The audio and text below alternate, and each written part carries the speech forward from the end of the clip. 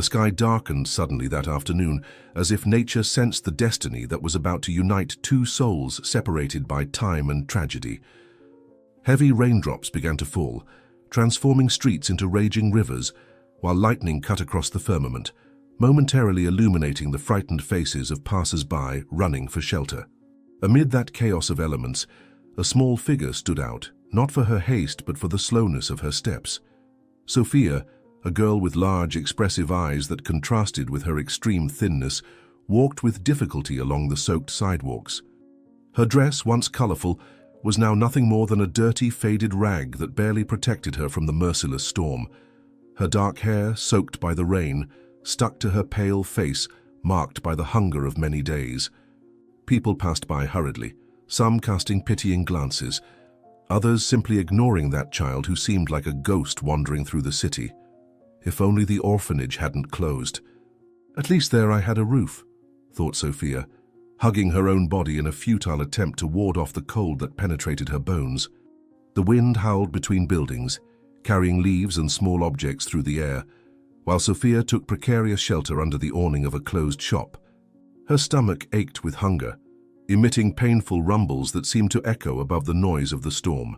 It had been days since she had eaten properly, surviving on leftovers found in garbage bins or the sporadic charity of some kind heart. Since the orphanage had closed its doors months ago, her life had turned into a daily nightmare of survival. With no known relatives, no documents, and no one who cared, Sophia had become just another invisible child in the streets of the big city. She observed with a mixture of fascination and envy the people who entered and exited expensive restaurants, carrying elegant umbrellas and protected by coats that certainly cost more than she had ever seen in her entire short life. The smell of food that escaped through the doors when they opened was torture for her senses, sharpened by hunger. "One day I'll be able to enter a place like this too," she whispered to herself, trying to keep alive a hope that diminished each day on the street. "One day I'll find someone who cares." It was then that her eyes, always alert to possible opportunities, caught the arrival of a shiny black limousine that stopped directly in front of the most luxurious restaurant on the avenue. The vehicle, in its size and elegance, seemed out of place amid that storm, like a majestic ship navigating turbulent waters. The driver, wearing an impeccable uniform, quickly got out to open an enormous umbrella and protect whoever was inside that moving symbol of wealth and power. Sophia instinctively approached, drawn like a moth to light. When the door opened, she could glimpse a man of imposing stature, wearing a suit that certainly cost more than all the clothes she had ever owned in her life. Eduardo, a businessman known for his fortune almost as vast as his bitterness, emerged from the limousine with a severe expression that would intimidate anyone. His graying hair and face marked by deep wrinkles did not diminish his aura of authority. There was something in his eyes, however, a deep sadness that Sophia, with the wisdom that only children who have suffered possess, recognized immediately. "He's alone like me," thought Sophia, feeling a strange connection with that man who seemed to have everything money could buy, except happiness. Sophia didn't think twice. Hunger was stronger than fear, and something about that man awakened in her a courage she didn't know she possessed. Ignoring the disapproving looks from the driver, she ran through the rain, feeling the icy water soaking her already wet clothes even more. Her bare feet slipped on the smooth sidewalk, but she maintained her balance through sheer determination. A few steps from Eduardo, she slowed down, suddenly conscious of her deplorable appearance and the stark contrast between them. But it was too late to turn back. The man had already seen her, his face assuming an expression of irritation at the unexpected interruption. Sophia swallowed hard, gathering all the courage she possessed, and extended her trembling hand in a gesture of supplication. "Mister, I'm very hungry. Please give me a piece of bread." Her voice came out higher than she intended, almost lost in the roar of the storm, but still audible to Eduardo, who stopped abruptly. Eduardo's face contorted into an expression of irritation that Sophia knew well. It was the look she received from almost all adults when she dared to ask for help, a mixture of annoyance and contempt. He was about to make a gesture to push her away, perhaps even order his driver to remove her from the path. However, when his eyes descended to the small, outstretched hand, something extraordinary happened. There on the palm of Sophia's right hand, partially visible under the torn sleeve of her soaked dress, was a crescent-shaped birthmark, a mark identical to the one his daughter Mercedes carried. The same mark that his granddaughter Sophia also had, the one he believed had died in the tragic fire that destroyed his family years ago. Time seemed to freeze in that instant. The sounds of the storm receded, as if Eduardo had been transported to another plane of existence. His heart raced in his chest, furiously pumping blood to a brain already overwhelmed by the shock of revelation. His pupils dilated, fixing on that small crescent on the girl's hand, while his face lost all color in a matter of seconds. That mark. It can't be. Sophia? He stammered with a choked voice before his legs completely lost their strength. Eduardo felt the world spinning around him at increasing speed. Images of the past invaded his mind like a relentless tsunami. His daughter Mercedes smiling, his granddaughter Sophia as a baby, the devastating fire, the unrecognizable bodies, years of mourning and solitude, all culminating in this impossible moment, in this girl with the Montero family mark. Unable to process the avalanche of emotions, Eduardo staggered backward, his legs giving way under the weight of shock. Before his driver could reach him, he collapsed onto the wet sidewalk, unconscious, the impact of his fall muffled by the intense rain that continued to fall mercilessly. Sophia stood paralyzed, not understanding what had happened. In one moment she was asking a rich stranger for food. The next second the man was looking at her hand, as if he had seen a ghost, and then, inexplicably, fell unconscious at her feet. "Help! The gentleman has fallen. Can someone help?" shouted Sophia, genuinely frightened, her small voice almost swallowed by the sounds of the storm. The driver ran to assist Eduardo, while curious passers-by began to form a small circle around the fallen man. Sophia remained where she was, divided between the impulse to flee, as she had learned to do whenever complicated situations arose on the streets, and an inexplicable need to stay. Something about that man, in the way he had looked at her birthmark, awakened strange sensations within her, like memories of a long-forgotten dream trying to emerge into consciousness. She approached timidly, ignoring the suspicious glances some cast in her direction, as if she were somehow responsible for the millionaire's sudden illness. "What happened to him? I only asked for a bit of bread," murmured Sophia, more to herself than to those around her. The storm intensified even more, as if responding to the tension of the moment. The wind transformed into a fierce howl that bent trees and tore away poorly secured objects. The passers-by, concerned for their own safety, began to disperse, leaving only the driver, Sophia, and a few people around Eduardo. No one noticed the metallic noises coming from above, where a huge advertising sign, fixed to the top of the neighboring building, was beginning to yield to the relentless fury of the wind. Its screws, corroded by time and neglect, creaked threateningly with each new gust. Sophia, with the heightened sensitivity of those who live on the streets and depend on their instincts to survive, was the first to sense that something was wrong. A shiver ran down her spine, that primordial sensation of danger that transcends rational understanding. "Something's wrong. Something's going to fall," she warned, but her voice was lost in the chaos of the storm. A sharp metallic crash cut through the air, momentarily overpowering even the roar of thunder. The large advertising sign finally detached from its base, beginning a devastating fall toward the sidewalk, exactly where Eduardo lay unconscious, with Sophia and the driver at his side. Some passers-by who still remained nearby noticed the danger and shouted desperate warnings, but it was too late for any reaction. The driver, perceiving the threat in the last moments, tried to drag Eduardo away, but there wasn't enough time. Sophia, paralyzed by terror, saw the enormous metallic structure descend toward her like a steel bird, ready to tear her apart. Her last conscious thought was a strange sensation of familiarity with the unconscious man, as if somehow inexplicably their destinies were intertwined by forces beyond her comprehension. "Why do I feel like I already know him?"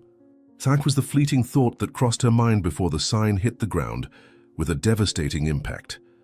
The sign didn't directly hit either of them, but it fell so close that its fragments and the force of the impact were enough to throw Sophia against the building wall. The impact threw Sophia against the wall. Amid the chaos of the storm, no one noticed when she lost consciousness and slid to the ground, her pale face wet from the relentless rain. The driver, who had thrown himself over Eduardo in a desperate attempt to protect him, received some cuts from shrapnel, but remained conscious. Eduardo, partially protected by the body of his loyal employee, was beginning to regain his senses amid the confusion.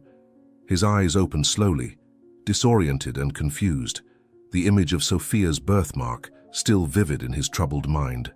The girl. "Where is the girl with the mark?" were his first words when he managed to articulate coherent thoughts.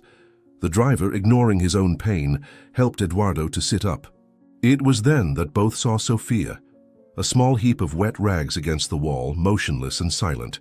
Something awakened inside Eduardo, a strength he hadn't felt in years, perhaps decades.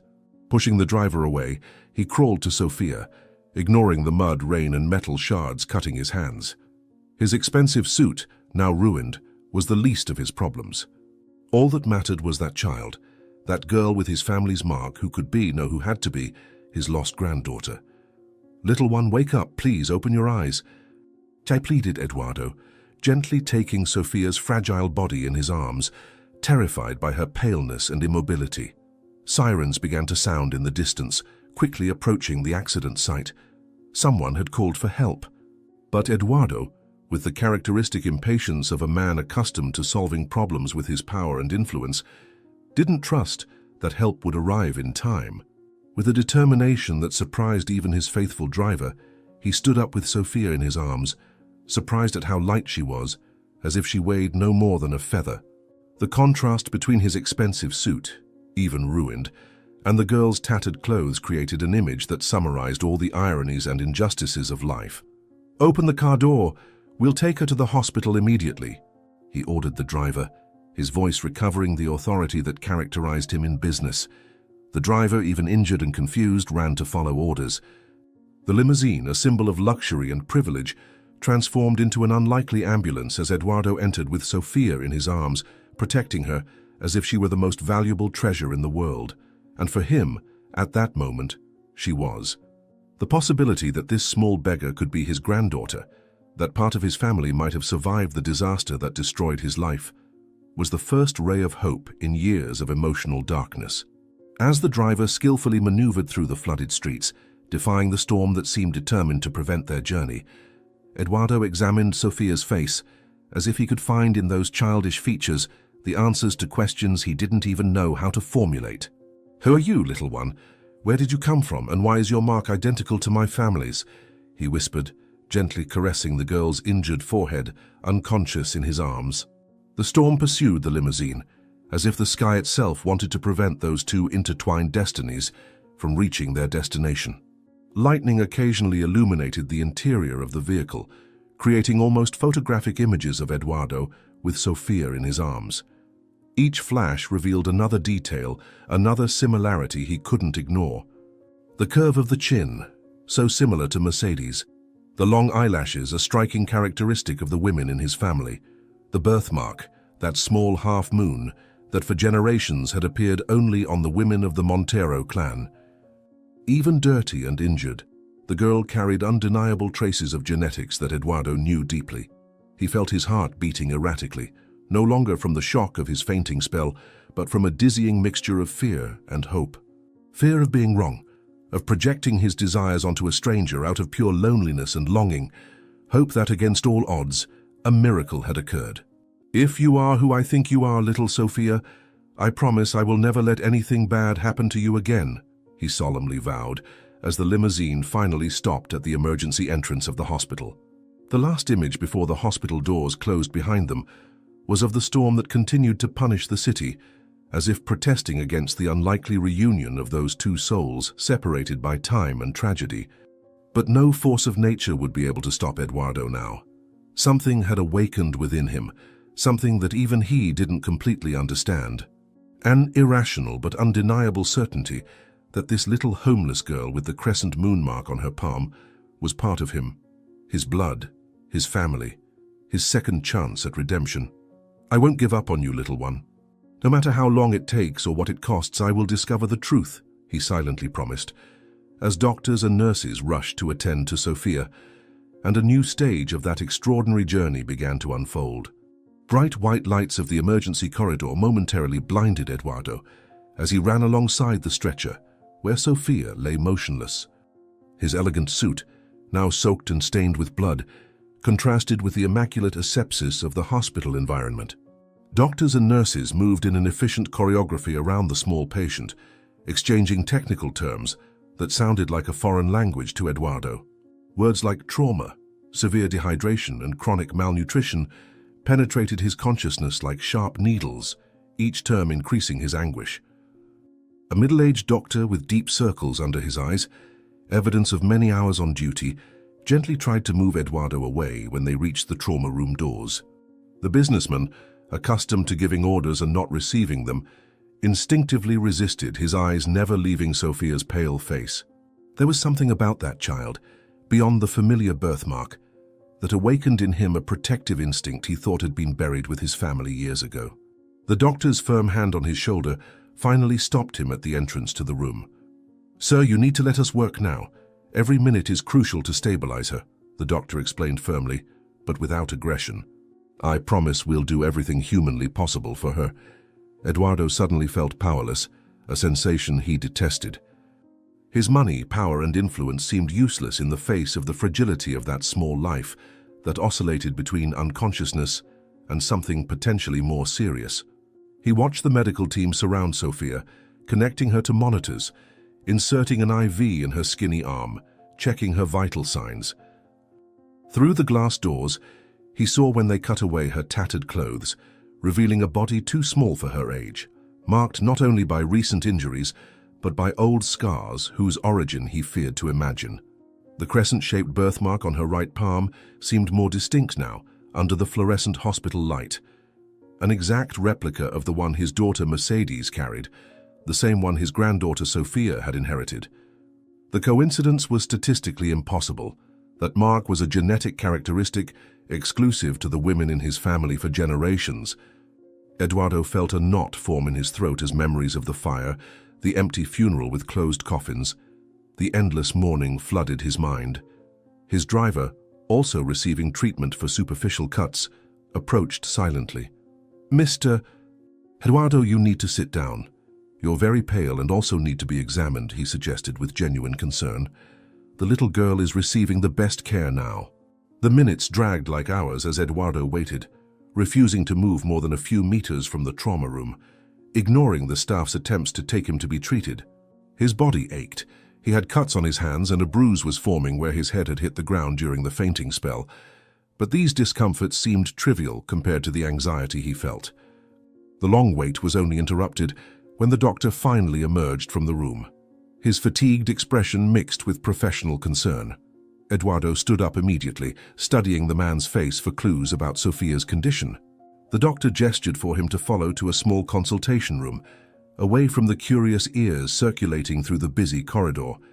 Sitting behind a simple desk, the doctor flipped through some notes before facing Eduardo directly. There was no delicate way to present the situation. Sophia was alive, but her condition was complex. The blow to the head had caused swelling that worried the team.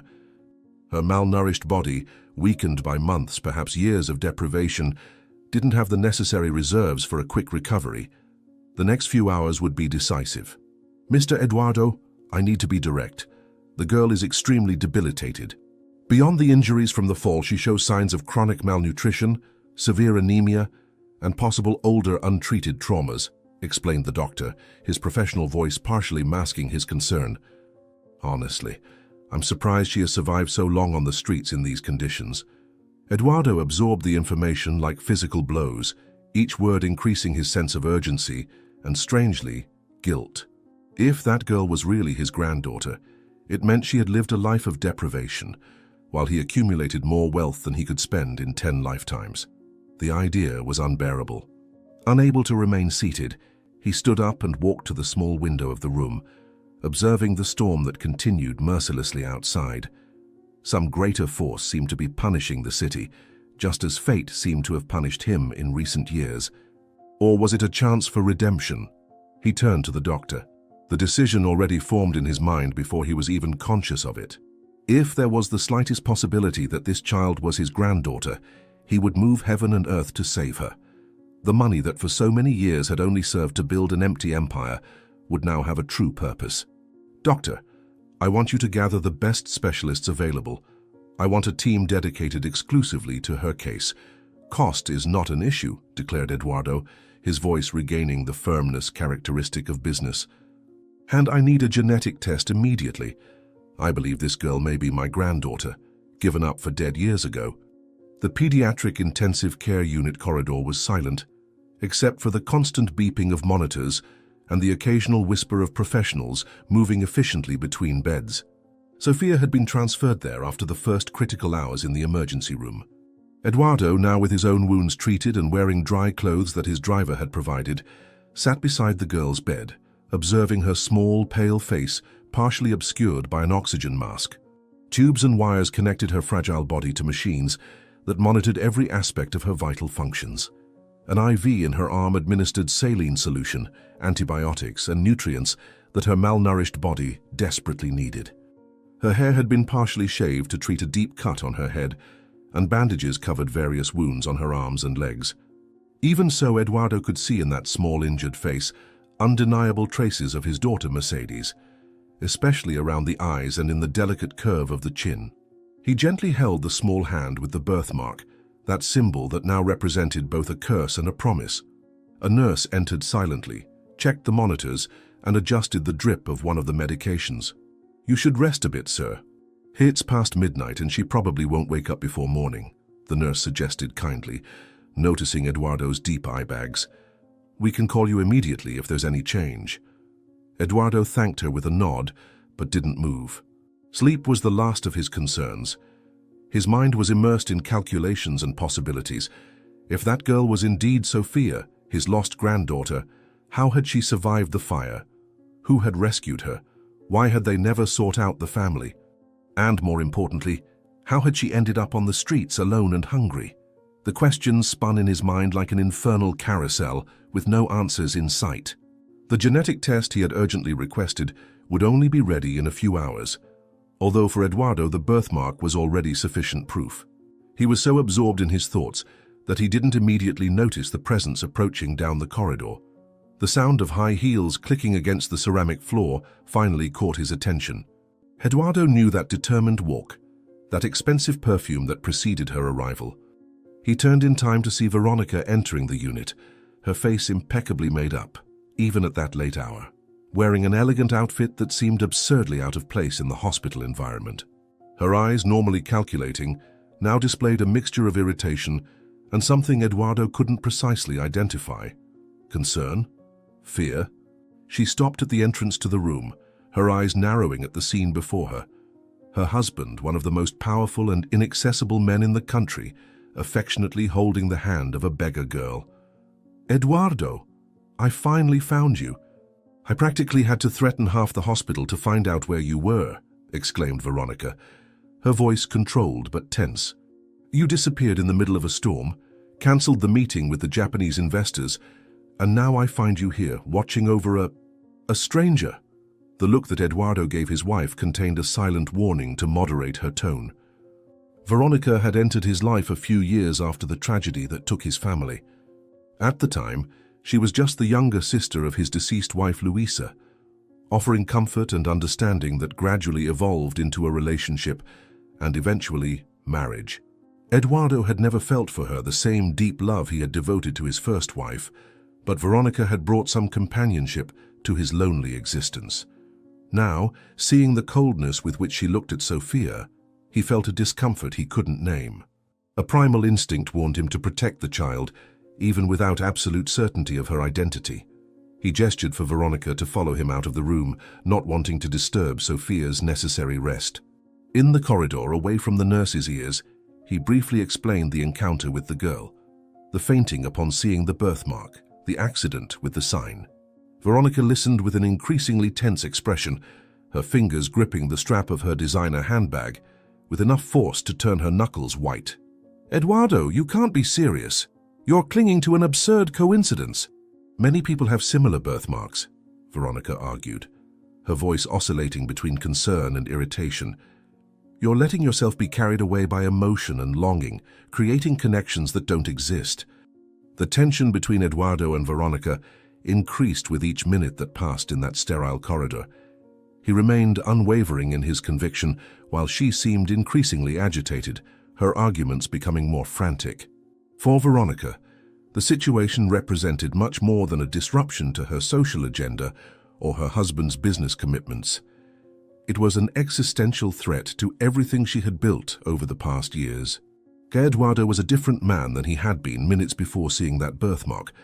There was life in his eyes, determination in his posture, a spark of hope that she had methodically tried to extinguish during their marriage. The hopeful and emotionally involved Eduardo was a man she couldn't control, and control was everything to Veronica. While they discussed in contained but intense voices, a nurse hurriedly passed by them, entering Sophia's room. Something in her quick movements alerted Eduardo, who immediately interrupted the discussion and followed the professional. Sophia's heart monitor showed changes, her heartbeat accelerating as she began to move restlessly in the bed, small moans escaping from her dry lips. The nurse checked her vital signs with calm efficiency, while calling the doctor on the intercom. "She's responding, Mr. Eduardo, that's a good sign," the nurse explained with an encouraging smile. "But we need to keep her calm. Talk to her, a familiar voice can help guide her." Eduardo immediately approached the bed, completely ignoring Veronica, who observed from the door with an unreadable expression. He again held Sophia's hand, leaning in to speak softly near her ear. Words of comfort and encouragement flowed naturally, as if he had done this his whole life, as if he really were the grandfather he believed himself to be. Sophia seemed to respond to his voice, her restless movements gradually diminishing as her vital signs stabilized. Her small face, even unconscious, seemed less tense. Veronica observed the scene with growing alarm, her calculating mind rapidly processing this new reality. If Eduardo really believed this girl was his lost granddaughter, all her careful planning of the last few years was at risk. The empire she expected to inherit, the social status she had so meticulously built, everything could disappear if a legitimate heir emerged. Even more disturbing was the visible transformation in Eduardo. The cold and calculating man she could manipulate was being replaced by the emotional man she feared. As the doctor entered the room and began a detailed assessment of Sophia, Veronica took a few steps back, her mind already formulating plans and contingencies. "This cannot continue. I need to verify with my own eyes this supposed birthmark," she thought, her eyes fixed on Sophia's hand that Eduardo held with such care. "And I need to do this before the genetic test confirms anything." The doctor completed his assessment with cautiously optimistic news. Sophia was responding better than expected to treatments. Her condition, although still serious, had stabilized. The tomography showed no internal bleeding, just swelling that should decrease in the coming hours. The biggest challenge remained her general state of health compromised by months of deprivation. Complete recovery would take time, but there were reasons for hope. Eduardo absorbed the information with palpable relief, while Veronica remained silent, her face a mask of appropriate concern that concealed the whirlwind of calculations her mind was executing. When the doctor suggested that Eduardo take advantage of Sophia's stability to rest a bit, Veronica immediately offered to keep vigil, her voice sweet and solicitous, completely different from the irritated tone she had used minutes before. "Darling, you look exhausted. Why don't you go home for a hot shower and change of clothes? I'll stay with the girl," she offered, placing a gentle hand on her husband's arm. "You won't be useful to her if you fall ill too." "I promise to call at the first sign of change." Eduardo hesitated, reluctant to leave Sophia even for a few hours. Something in his instinct warned him, though he couldn't identify precisely what bothered him. Veronica had never shown particular affection for children. In fact, she had always made it clear that she didn't want children of her own. Her sudden solicitude seemed strangely out of place. On the other hand, the doctor was right. His body ached. He was physically and emotionally exhausted and needed to be strong for the challenging days ahead. Eventually, logic overcame intuition, and Eduardo accepted the suggestion, not before making Veronica repeatedly promise that she would call him immediately at any sign of change in Sophia's condition. When he finally left, accompanied by the driver who insisted on taking him home safely, Veronica allowed her face to momentarily reveal the tension she felt. Alone in the room with unconscious Sophia, she moved quickly to the door, checking if there was anyone in the hallway. Satisfied with the temporary privacy, she approached the bed, her eyes intensely studying the girl's face, looking for, and fearing to find, similarities with Mercedes. Even for someone trying to deny the possibility, the similarities were undeniable. The same delicate line of the chin, the same perfectly arched eyebrows, even the shape of the lips was a replica of what Veronica remembered of her niece. It can't be. You should be dead. I saw the fire consume everything, Veronica murmured, her voice just a tense whisper while her hands trembled slightly. You're going to ruin everything I've built. With movements calculated to appear natural should anyone enter, Veronica adjusted Sophia's covers, taking the moment to examine the girl's right hand. The crescent-shaped birthmark was there, exactly as Eduardo had described. Identical to the one Veronica knew well, having grown up seeing the same mark on her sister Louisa's hand and then on her niece Mercedes's small hand. A genetic trait that had always fascinated and tormented Veronica in equal measure, a symbol of the noble blood that her older sister had inherited and she had not. Now seeing that same mark on Sophia's hand, she felt a wave of nausea mixed with panic. There was no more denying the reality before her eyes. This girl was without doubt Sophia, Mercedes' daughter, Eduardo's granddaughter, legitimate heir to the Montero fortune. The same child that Veronica believed she had eliminated in the fire she had carefully planned years ago. Moving away from the bed as if she had been burned, Veronica struggled to regain her composure. Her mind, normally sharp and calculating, seemed temporarily unable to process the complete implications of this devastating discovery. "How did you survive? Who took you out of that house?" she asked quietly, studying the unconscious girl as if expecting her to answer. "And how, by all demons, am I going to get rid of you now?" The night advanced slowly, while Veronica remained seated beside Sophia's bed, her motionless body contrasting with the turbulence of her mind. Memories of the past mixed with cold calculations about the present and future.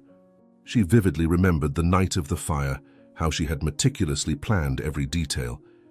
Mercedes, always the favorite, the heir to everything Veronica secretly coveted, had decided to spend the weekend at the country house with little Sophia, then only 3 years old.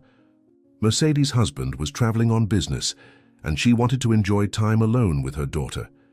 Veronica had offered to bring supplies, using the opportunity to sabotage the electrical system of the old house. An accidental fire was what everyone concluded. A tragic short circuit while mother and daughter slept, with no chance of escape. Veronica would never forget Eduardo's devastated expression at the funeral, nor how she had skillfully positioned herself as his emotional support in the months and years that followed. First as an attentive sister-in-law, then as a friend, confidant, and finally wife. Each step carefully calculated to achieve what she had always desired, the status, the fortune, the power that came with the Montero name. Now 15 years later, her castle of lies threatened to crumble because of a beggar who should be dead. The initial panic was gradually being replaced by an icy determination. Veronica hadn't come this far to lose everything now. She needed to act quickly, before the genetic test confirmed what the birthmark already revealed. "For you will not destroy everything I've built, little Sophia," Veronica decided, her voice a sibilant whisper as she watched the monitors blinking rhythmically. "I managed to get rid of your mother, and I'll get rid of you too." Dawn advanced silently, while Veronica remained motionless, her mind processing and discarding plans with the efficiency of a computer. The hospital presented challenges that the isolated country house hadn't offered. Security cameras, nurses making regular rounds, potential witnesses in every corridor. An accident here would raise questions she couldn't answer. She needed something more subtle, something that would seem natural given Sophia's already weakened state. Or perhaps an even simpler solution, ensure that Sophia simply disappeared again, this time permanently. As she contemplated her options, the first rays of sunlight began to penetrate through the slats of the blinds. Soon the hospital would be full of activity, limiting her chances to act. But there was still one card up Veronica's sleeve that she always kept for emergencies. Discreetly, she took her phone and sent a succinct message to a number she rarely used. A man who in the past had solved problems for her, including ensuring that certain evidence from the fire never reached investigators. She didn't need details in the text. He would understand when he arrived and saw the situation. She had barely finished sending the message when she heard footsteps approaching down the corridor.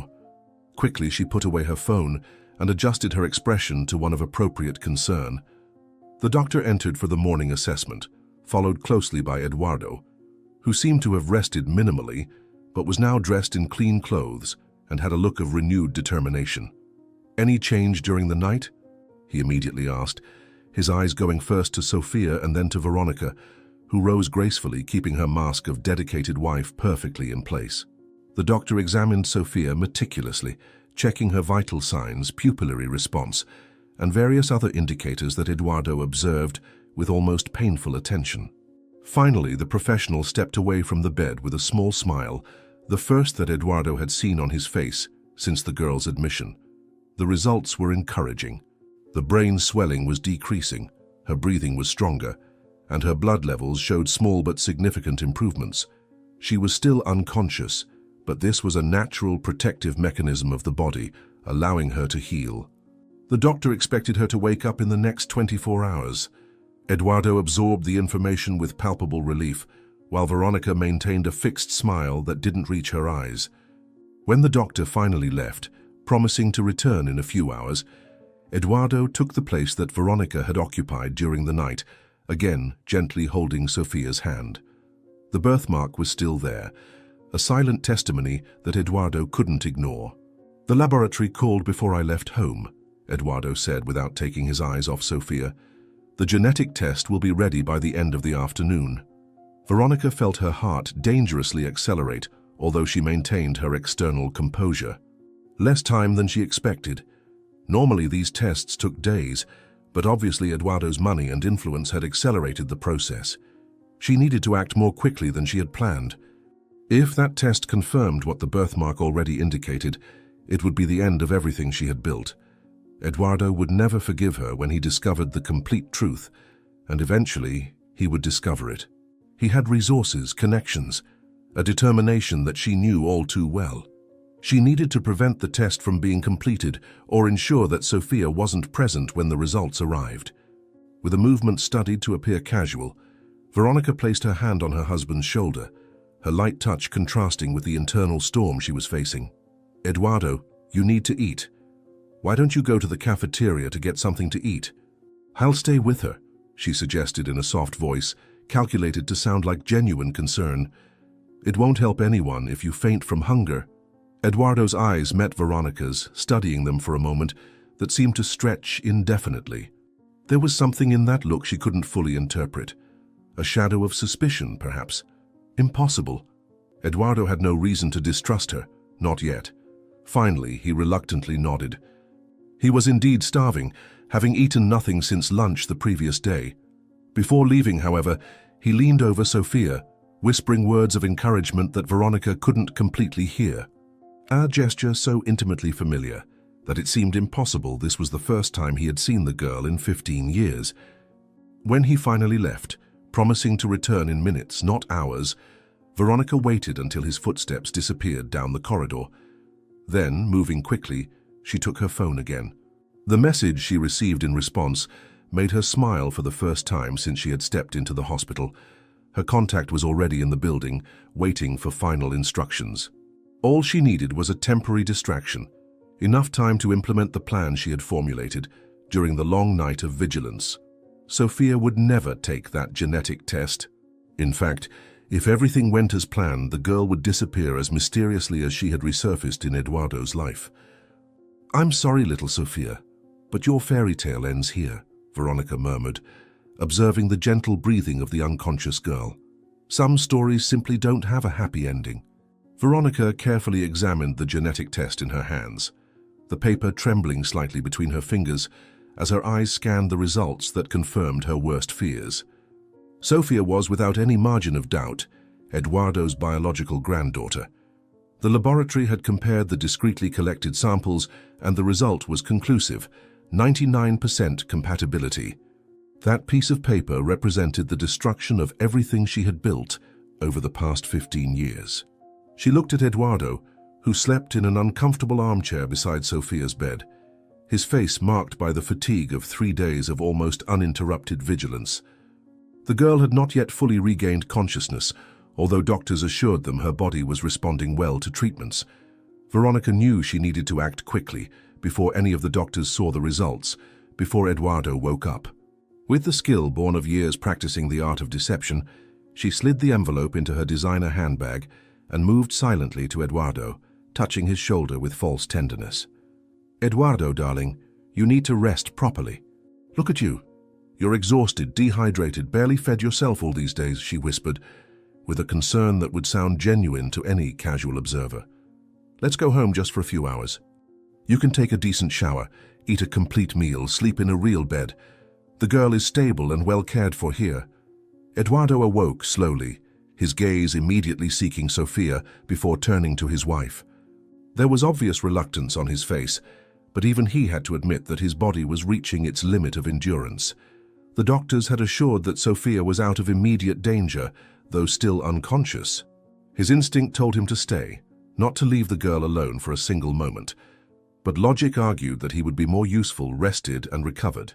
Veronica noticed his hesitation and intensified her performance, adding a note of vulnerability to her normally controlled voice. "Please, Eduardo, I'm worried about you too, not just her. If you continue like this, you'll end up admitted in the bed next to hers. What good would that do any of us?" she asked, holding her husband's hand between hers. "I promise we'll be back in a few hours." I've asked to be notified immediately if there's any change, no matter how small. After a few more minutes of gentle insistence, Eduardo finally agreed. Veronica could barely contain the triumph she felt as she led him through the hospital corridors to the exit, where her driver was waiting with the car. On the journey to the mansion, she maintained light conversation, carefully avoiding any mention of the genetic test results that Eduardo was anxiously awaiting. Instead, she spoke about trivial everyday matters, cancelled social commitments, how she had transferred important meetings to accommodate this unexpected crisis. Eduardo responded automatically, his mind clearly still at the hospital with Sophia. When they finally arrived at the mansion, Veronica efficiently led him with loving care to the main suite's bathroom, where she had previously instructed the housekeeper to prepare a hot bath. The enormous marble bathtub was full, steam rising in inviting swirls, while the aroma of relaxing oils filled the environment. She helped Eduardo undress, noting with genuine concern how he had lost weight in recent days. For a brief moment she felt a pang of what might be remorse. He had been a good husband, generous and respectful, even if he had never loved her as he had loved her sister Luisa. But this feeling was quickly suppressed by the instinct of self-preservation. "Take your time, dear. I'll prepare something light for you to eat and then rest." "Don't worry about anything now. I'm taking care of everything," she promised, planting a soft kiss on his forehead before leaving him alone with his thoughts. "You'll see that everything will be fine. Trust me." As soon as the bathroom door closed, Veronica's countenance completely transformed. The mask of dedicated wife gave way to the calculating determination that characterized her true nature. Moving quickly down the hallway, she entered her private office, locked the door, and took a disposable cell phone that she kept hidden in a false drawer of her desk. She dialed a number she knew by heart, waiting impatiently as the call connected. On the other end of the line, a deep, professional voice answered without identifying itself. Veronica spoke quickly, in a low but intense voice, detailing her needs. She needed documents, certificates, licenses, judicial authorizations, all impeccably forged to pass the scrutiny of a first-rate hospital. She needed them in hours, not days. When the voice on the other end mentioned the astronomical price for such urgency, Veronica didn't blink. Money wasn't a problem. Time was. Ending the call with precise delivery instructions, she took a second phone and made another call, this time to a woman who worked in the hospital's social services department, a mediocre employee with chronic financial problems whom Veronica had cultivated as a contact for potential needs. The conversation was brief, direct and unequivocal in its implications. "Juliana, I need that special help we theoretically discussed a few months ago." "Yes, the one involving minor patient transfer," explained Veronica, her soft voice contrasting with the hardness of her gaze. "The reward will be generous enough to solve that problem with your apartment, and still leave enough for a long trip. Just make sure no one questions the documentation when I arrive." With the calls made, Veronica allowed herself a moment of strategic reflection. The plan was taking shape, each piece fitting together with the precision of a Swiss watch. Unlike the fire 15 years ago, this time there could be no margin for survivors or unexplained evidence. Sofia would disappear from the map so completely that not even Eduardo's considerable resources would be able to track her. Satisfied with her initial arrangements, Veronica returned to the persona of dedicated wife, heading to the kitchen to personally prepare a light meal for Eduardo. While cutting fruit for a salad, she briefly considered adding a mild sedative to the juice, something to ensure he slept deeply for a few crucial hours. She decided against it, however. Eduardo rarely took medications and might notice the different taste. Besides, his extreme fatigue would probably be enough to keep him in deep sleep without chemical help. Better not to risk raising unnecessary suspicions. When she returned to the bedroom with the carefully prepared tray, she found Eduardo coming out of the shower, a towel wrapped around his waist, his body still wet. Even after 15 years of marriage, the sight still affected her. Eduardo was an attractive man, his body maintaining its shape despite the years and stress. For a fleeting moment, Veronica allowed herself to regret the necessity of her actions. In another life, under other circumstances, perhaps they could have been genuinely happy. "I brought something light for you to eat before resting. Fresh fruits, a sandwich, freshly squeezed juice," she said, placing the tray on the bedside table. "Eat a little and then lie down. I'll cancel all your commitments for the next few days so you can recover properly." Eduardo ate mechanically, without really savoring the food, while Veronica moved around the room preparing clean clothes, adjusting the curtains to block the midday light coming through the window. She talked continuously, a calculated chatter about trivial matters, creating a normal and welcoming environment that masked her true intentions. When Eduardo finally finished eating and lay down, the exhaustion of days without adequate rest quickly pulled him into sleep. Veronica remained by his side, gently stroking his hair, watching his breathing become deep and regular. Only when she was absolutely certain that he was sound asleep, she got up, moving silently across the room. At the door, she paused for a moment, looking at the man who had been her companion for so many years, the man whose fortune and position had been the goal of her life.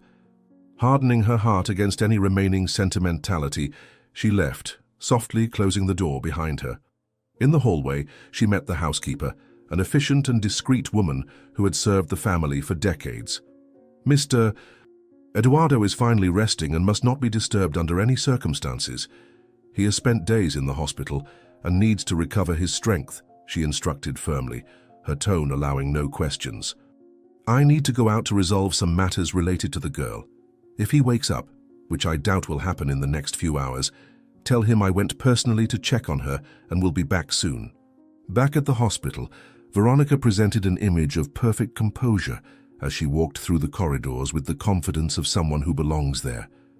Under her arm, an elegant folder contained documents she had received less than an hour ago, a masterpiece of forgery declaring Veronica as Sofia's maternal great-aunt, the only living relative identified after extensive searches.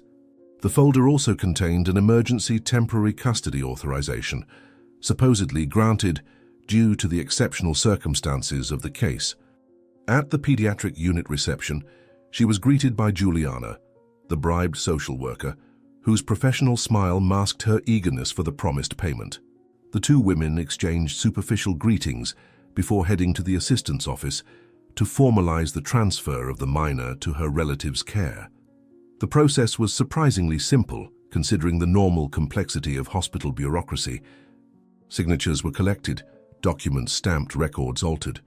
When a nurse expressed surprise at the transfer of a patient not yet completely stabilized, Juliana smoothly intervened, explaining that the family has resources for first-rate home medical care and that the child's emotional well-being recovering in a family environment had been considered in the technical assessment.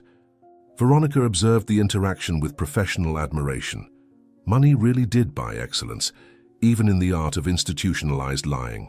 "I understand your concern for little Sofia, and I assure you that she will receive the best possible care." We have hired specialized nursing and monitoring equipment for her recovery in a family environment, Veronica explained to the reluctant doctor who had been called to assess the situation. As her only living relative, I feel it is my duty to provide her not only with medical care, but also the emotional comfort that only family can offer at such a delicate time. The combination of seemingly impeccable documentation, the validating presence of the hospital social worker, and Veronica's convincing performance as a concerned relative eventually overcame the medical team's reservations. 2 hours after entering the hospital, Veronica left with a sedated and unconscious Sophia, discreetly transferred to a private ambulance waiting at the service entrance. The small entourage did not head to the Montero mansion, as would be logical to assume, but took the road to the outskirts of the city, where Veronica maintained a discreet property registered under a shell company. The house, although modest compared to the mansion, was comfortable and, more importantly, completely isolated, surrounded by large walled grounds that ensured absolute privacy. Waiting for them was a middle-aged woman with a severe expression and eyes cold as ice, Matilda, a housekeeper whose loyalty to Veronica was guaranteed not by affection, but by a dark past that the mistress knew in compromising detail. While the hired medical team settled Sophia in a room prepared with basic monitoring equipment, Veronica led Matilda to an adjacent room, closing the door for a private conversation. The instructions are simple, Matilda.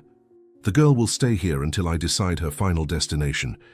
No one, absolutely no one besides the two of us and the doctor who will periodically check on her, can know of her existence, explained Veronica, her voice low but intense. She must not leave this room, must not speak to anyone external, must not have access to telephones or any means of communication. If she regains consciousness and asks questions, simply tell her that she is recovering from an accident and will soon return home. Matilda nodded silently, her face revealing no reaction to the morally questionable instructions. It wasn't the first time she had followed orders of a dubious nature for her employer, and her personal history ensured that she would continue serving without questioning. Satisfied with the arrangements, Veronica gave final instructions about medication, feeding in case the girl woke up, and other practical details before leaving. She had to return to the mansion before Eduardo awakened. She needed to be present to construct the next phase of her elaborate lie. She had already mentally rehearsed the story she would tell, how during her visit to the hospital she had been informed that social workers had identified a specialized shelter that could better care for Sophia while she recovered. How, unfortunately, due to child protection protocols, the exact location could not be revealed until the investigation into the circumstances that led the girl to the streets was concluded. How she, Veronica, had protested vehemently, but was informed that not even the Montero influence could interfere with legal procedures involving minors in vulnerable situations. It was a story with enough elements of truth to be credible, especially for someone with no experience in the complexities of the social welfare system. When they inform you about the transfer, pretend to be surprised and then indignant. Say that you tried to prevent it but couldn't, Veronica instructed Juliana by phone while driving back to the mansion. If Eduardo contacts you, maintain the official story. The girl was transferred to a specialized shelter whose address is confidential for security reasons. Not a penny more will be deposited if there is any deviation from this script. In the Montero mansion, Eduardo was awakening from a deep sleep disturbed by fragmented nightmares. Images of the fire that had consumed his family mixed with visions of Sophia disappearing into flames, her small hand with the birthmark extended in a plea for help that he couldn't meet. He sat up abruptly in bed, heart racing, body covered in cold sweat. The room was dark, heavy curtains blocking any notion of time. A quick glance at the digital clock on the bedside table revealed that he had slept for almost 6 hours, much longer than he intended. Alarmed by the unplanned duration of his rest, he got up quickly, ignoring the momentary dizziness caused by the sudden movement. He needed to return to the hospital immediately, check on Sophia, see if the genetic test results had arrived. He was in the middle of getting dressed when the bedroom door opened softly and Veronica entered, her face a perfect mask of carefully calculated concern. "Eduardo, you're awake. How do you feel?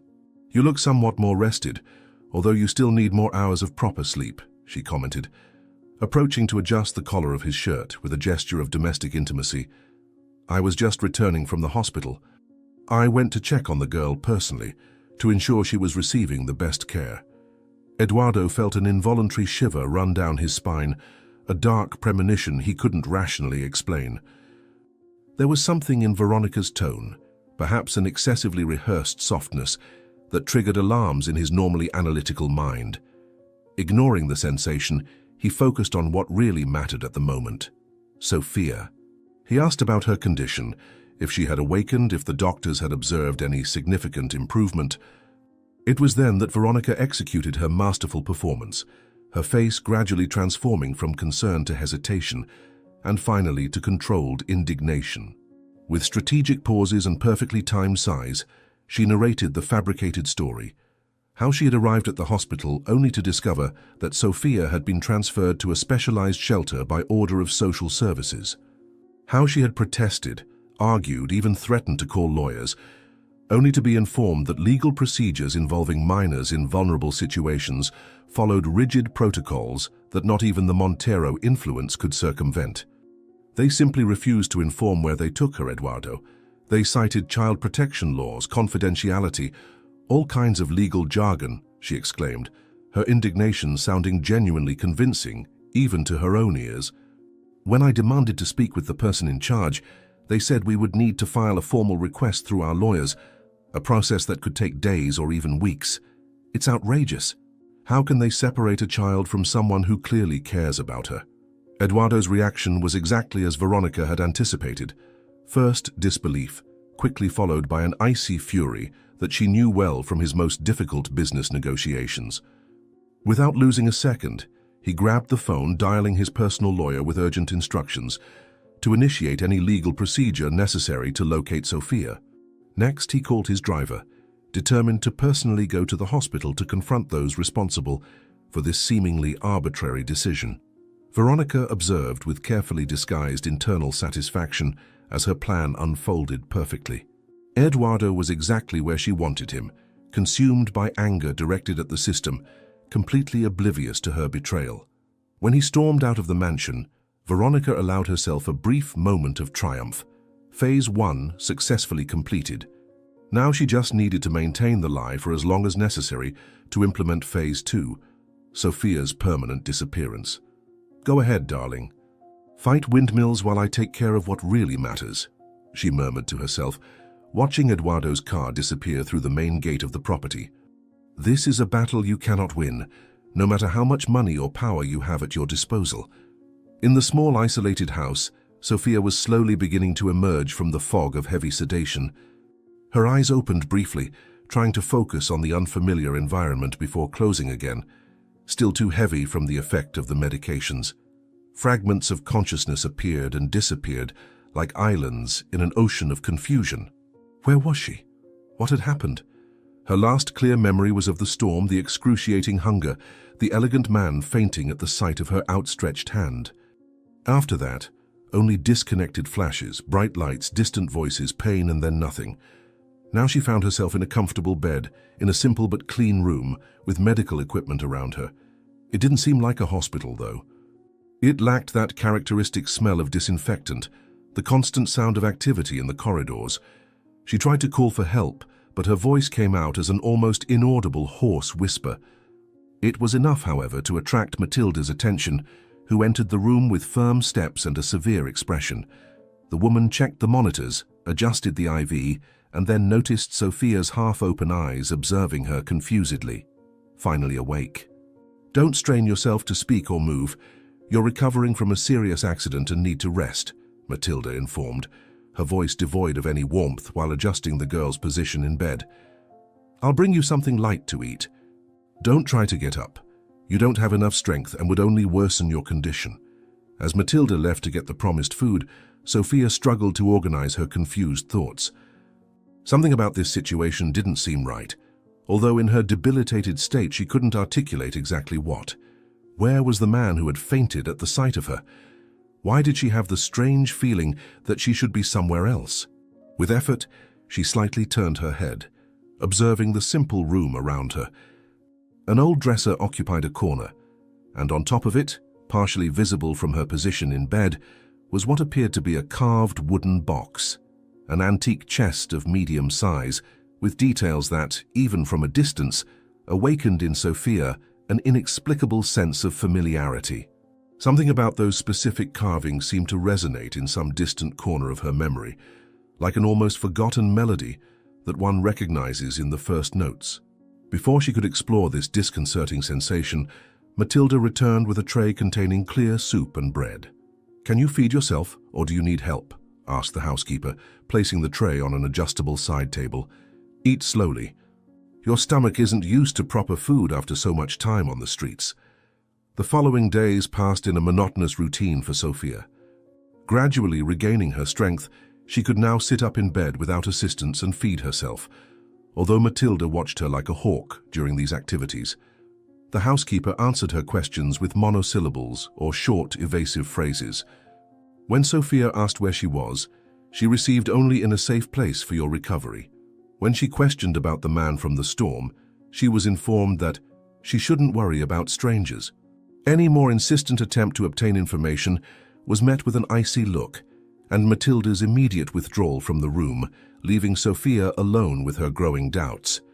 During these long hours of forced solitude, the girl's attention repeatedly turned to the carved chest on the dresser.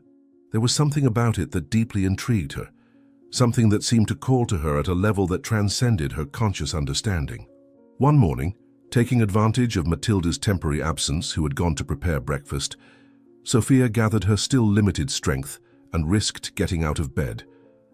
Her legs trembled under her weight, unaccustomed to the effort after days of immobility, but determination drove each hesitant step toward the dresser. Finally reaching the furniture, she leaned on it to catch her breath before focusing her attention on the chest. The carvings seen up close were even more familiar, intricate patterns of foliage and small crescent moons repeated in a hypnotic motif. With trembling fingers, she lifted the lid, revealing the contents. Old photographs, letters yellowed by time, small personal objects that clearly belonged to someone long ago. "What are you doing out of bed? Get back immediately before you fall and worsen your condition." Matilda's severe voice cut through the air, surprising Sophia, who hadn't heard the housekeeper return. "Don't touch anything that doesn't belong to you." Reluctantly, Sophia allowed Matilda to lead her back to bed, but not before glimpsing one of the photographs at the top of the pile, an image of a large, elegant house that, inexplicably, seemed as familiar to her as her own reflection. For the rest of the day, that image remained in her mind, awakening fragments of memories that shouldn't exist. The sound of laughter in a sunny garden, the smell of roses, a female voice singing softly. These were memories that made no sense for a girl who, as far as she consciously remembered, had grown up in an orphanage before ending up on the streets. Yet there they were, emerging from the depths of her mind like bubbles in still water. That night, when Matilda finally withdrew after dinner, Sophia waited patiently, counting the minutes until she was sure the housekeeper wouldn't return for surprise checks.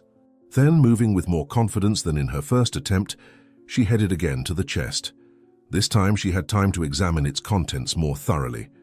The photographs showed a family, a man she recognized as a younger version of the one who had fainted in the storm, an elegant woman with a gentle smile, and a young woman who looked like an older version of Sophia herself. In another image, the young woman held a baby in her arms, and both mother and daughter displayed on their right palm a birthmark identical to hers, a small half-moon.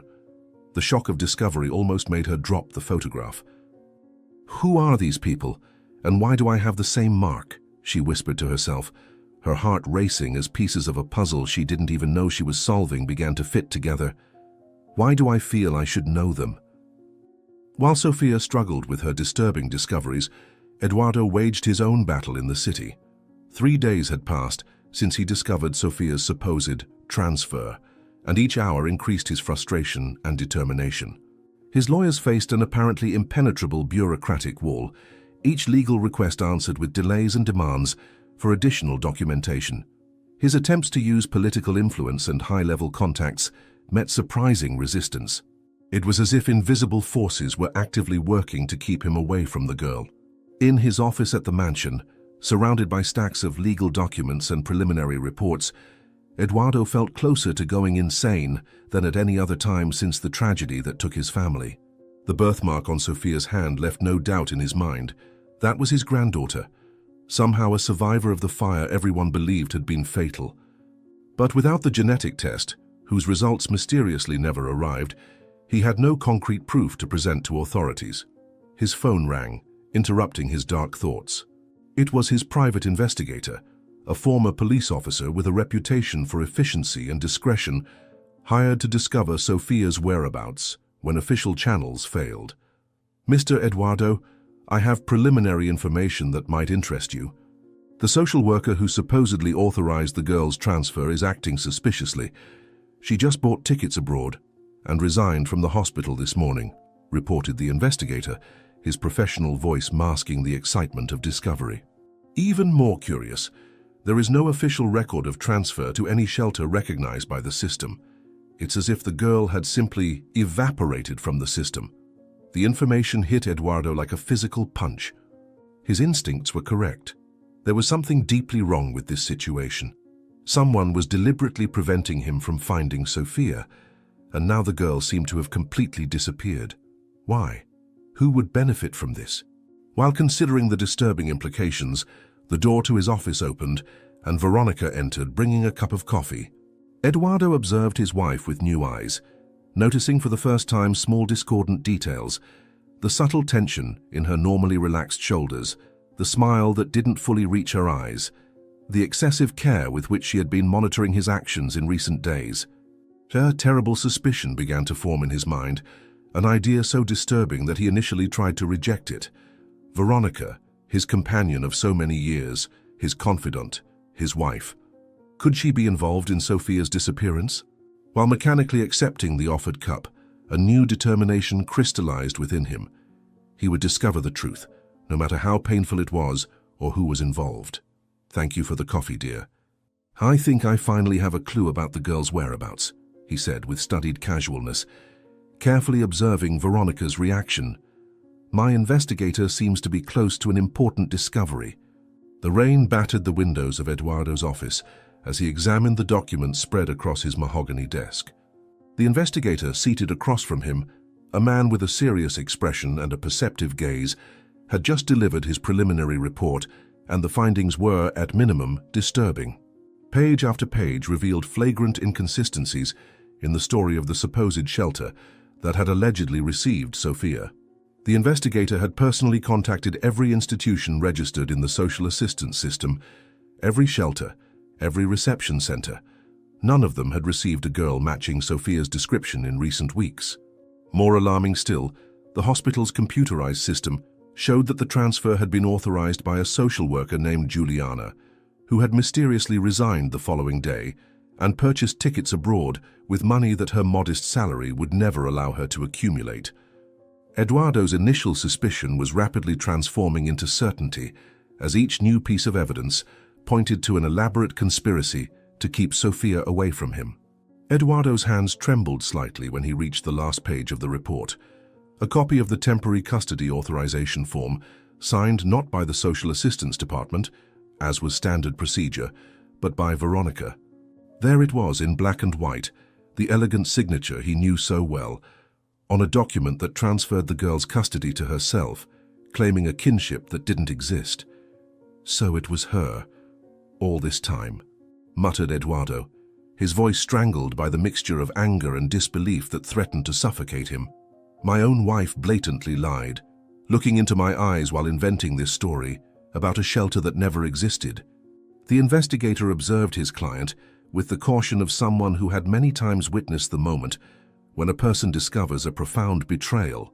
There was more in the report, details he had obtained through methods that bordered on illegality, digital trails of offshore bank accounts that Veronica secretly maintained, substantial transfers to the now disappeared social worker, indications of a property not registered in her official name, but linked to a shell company that she controlled. The image that emerged was one of cold and calculated manipulation that Eduardo still struggled to associate with the woman with whom he had shared his life for the past 15 years. As he tried to process the enormity of the betrayal, his phone rang. Eduardo answered mechanically, his mind still trying to connect the dots of the revealed conspiracy. The voice on the other end was female, hesitant, speaking in such a low volume that he had to press the device against his ear to understand the words. The woman, who refused to identify herself, spoke quickly, like someone who fears being discovered at any moment. As Eduardo listened, his expression transformed from confusion to shock, and finally to fierce determination. The investigator observed the change, recognizing the signs of a man who had just received decisive information. Where exactly is this house? I need to know every detail. How to get there, how many people are there, what the security is like, demanded Eduardo, his voice now firm as he frantically searched for a pen to note down the instructions. And are you absolutely certain that the girl is all right? If anything happens to her before I arrive, I swear that. Meanwhile, in the isolated house on the outskirts of the city, Sophia was enjoying a rare moment of privacy. Matilda had gone out to get supplies, believing that the girl was still too weak to attempt any escape. Sophia had carefully nurtured this impression, pretending greater weakness than she actually felt, to gain moments like this, moments when she could explore the house in search of answers. Her strength was gradually returning, although she was still far from her full capacity. With cautious steps, she moved around the room, examining each object with the intensity of someone searching for lost pieces of her own identity.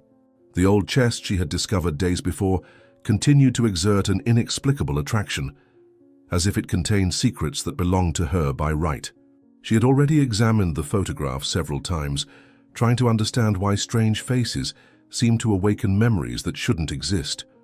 The house in the photos, elegant and imposing, triggered flashes of recollections, sunlit corridors, the sound of laughter, the smell of flowers in a well-kept garden.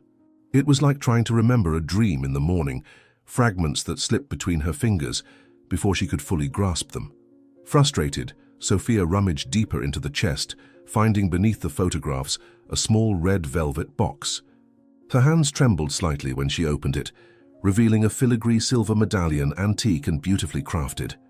On the front, delicate engravings formed the same pattern she had seen repeated on the chest, foliage intertwined around small crescent moons.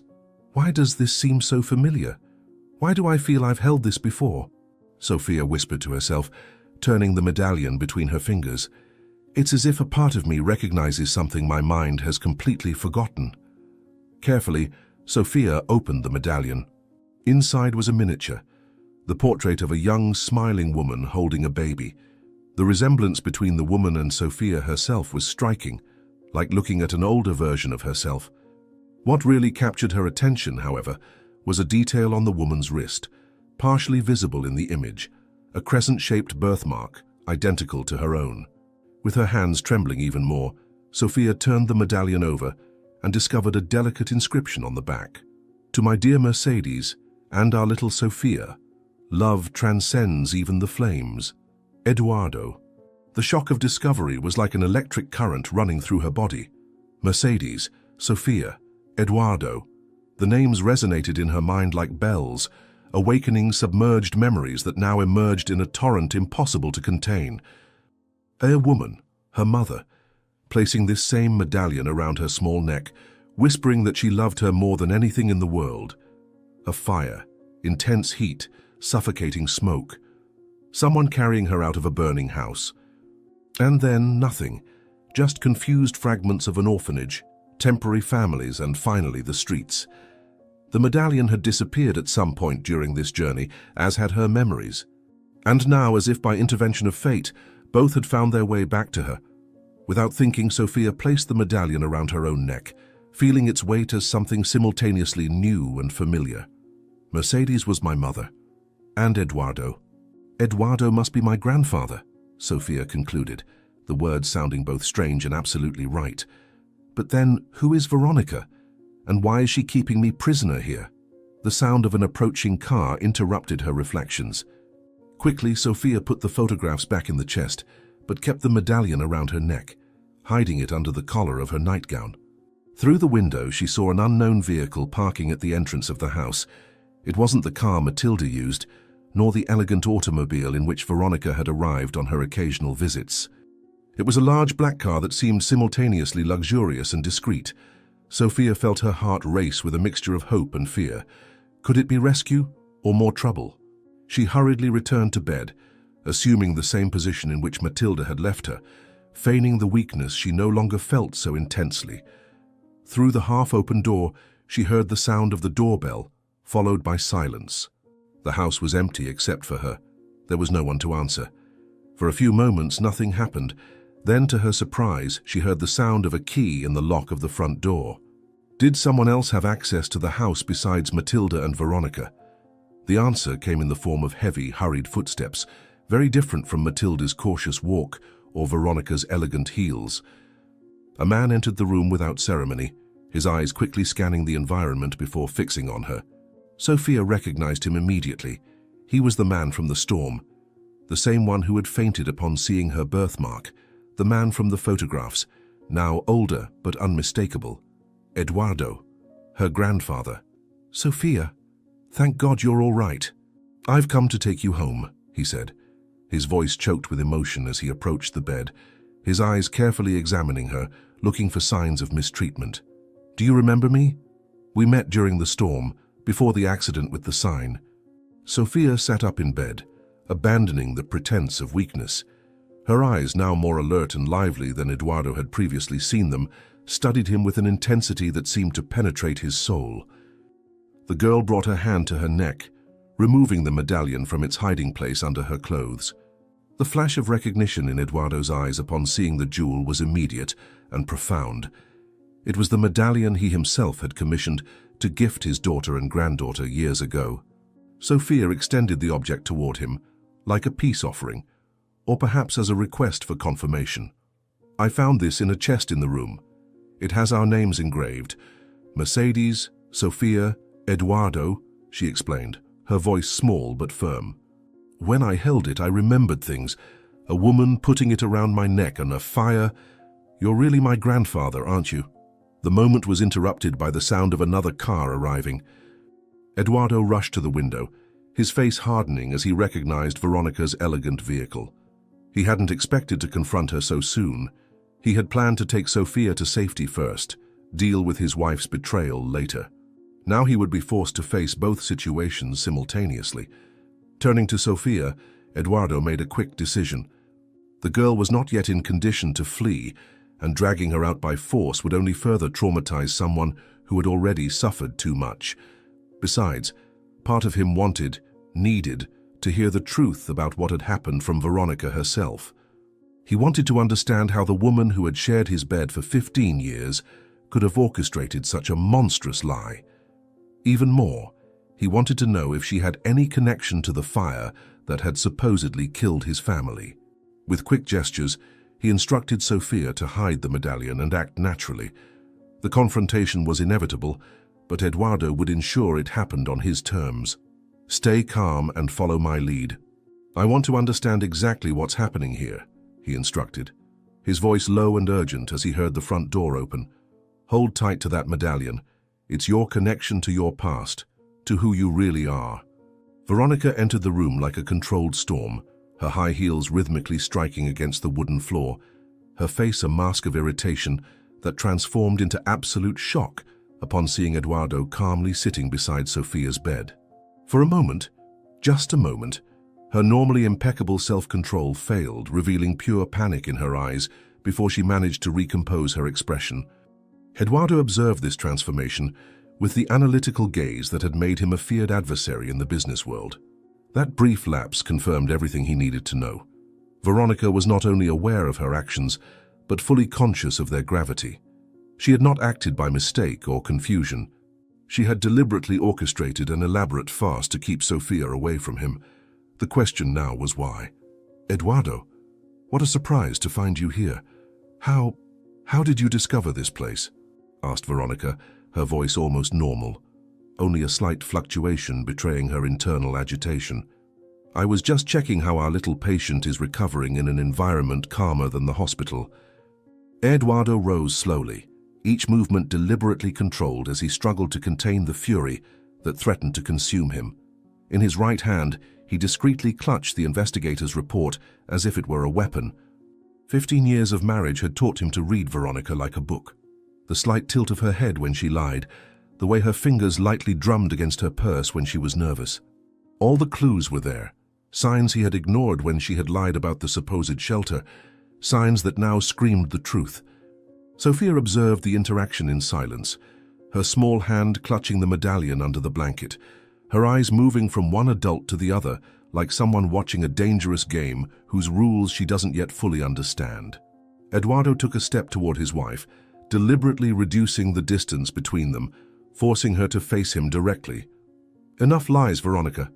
I have the temporary guardianship form you signed, falsely presenting yourself as Sophia's relative," he declared, his voice dangerously calm as he extended the document. "I have the records of bank transfers to the social worker who conveniently disappeared from the country. I have absolutely everything." Veronica's face visibly paled, but she wasn't ready to surrender yet. Years building her position would not be abandoned without a fight. With a quick movement, she recovered part of her composure, rehearsing an expression of offended indignation that in other times might have convinced Eduardo. Her eyes calculated rapidly, assessing how much he really knew, how much she could still deny, what story she could construct to explain her actions in a way that made it seem she was acting for everyone's good. It was a skill she had perfected throughout her life, transforming her most selfish actions into gestures of selflessness, portraying herself as the victim when she was, in fact, the perpetrator. "Eduardo, you're confusing things. Yes, I brought the girl here, but it was to protect her. The hospital was too stressful an environment for someone in her condition," she argued, her voice modulated to sound sincerely concerned. "As for the documentation, it was just a temporary measure to speed up the process. I was going to tell you everything once I was certain she was really well." Eduardo's reply was interrupted by the unexpected sound of Sophia's voice, who until then had observed the confrontation in silence. The girl sat up straighter in bed, the medallion now visible in her hand, shining under the light coming through the window. There was a new confidence in her posture, as if the jewel in her fingers provided the strength she needed to finally speak. Her eyes, so similar to Mercedes that it hurt to look at them, fixed on Veronica, with a mixture of confusion and growing accusation. "If you wanted to protect me, why did you keep me prisoner here? Why did you tell Matilda not to let me go out or talk to anyone?"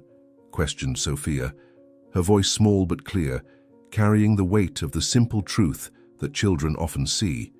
"And why did you hide the photos of my family in a chest if you weren't trying to hide who I really am?" Veronica looked at the medallion in Sophia's hand, as if seeing a snake ready to strike. The last fragment of her facade crumbled, briefly revealing the genuine panic she felt. That medallion was a problem she hadn't foreseen, a relic from the past that she believed had been destroyed in the fire, along with all the other traces of Eduardo's family. Seeing it now in the hand of the girl who should have died that night was like witnessing the materialization of her worst nightmares. Eduardo took advantage of her moment of vulnerability, advancing another step, the report still firm in his hand like a silent accusation. "The medallion I had made for Mercedes and Sophia, which I believed lost in the fire along with them," he observed, his voice now trembling with contained emotion. "How did it end up here, Veronica? How did this family treasure that not even I possessed find its way to my granddaughter's neck?" The question hung in the air like a sentence, each word loaded with the weight of implicit accusation. Eduardo saw the exact moment when Veronica understood there was no way out. Her shoulders dropped slightly, a change almost imperceptible to anyone who didn't know her as intimately as he did. The cold calculation in her eyes was replaced by something more primitive, the desperate determination of someone who has nothing left to lose. With a quick and unexpected movement, she opened the purse she carried and took out a small gun, pointing it not at Eduardo but at Sophia. The gesture was so surprising, so completely out of character for the Veronica she had cultivated for years, that for a moment no one reacted. Eduardo was paralyzed, divided between disbelief and pure terror as he processed the threat. Sophia shrank against the pillows, the medallion clutched in her hand like a talisman, her wide eyes fixed on the gun that now trembled slightly in Veronica's hand. "No one is going to take away what I've built over all these years," declared Veronica, her voice strangely calm considering the extreme situation. 15 years, Eduardo. 15 years waiting patiently, building our life together, only for this girl to appear out of nowhere and threaten everything. A heavy silence followed her words, interrupted only by the distant sound of a car approaching. No one paid attention to the noise, too absorbed in the drama unfolding in the small room.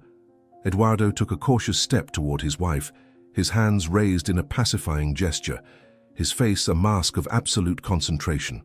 Every fiber of his being was focused on protecting Sophia, the granddaughter he had just found again, the last link to his lost daughter, the innocent child who had already suffered more than any person should endure.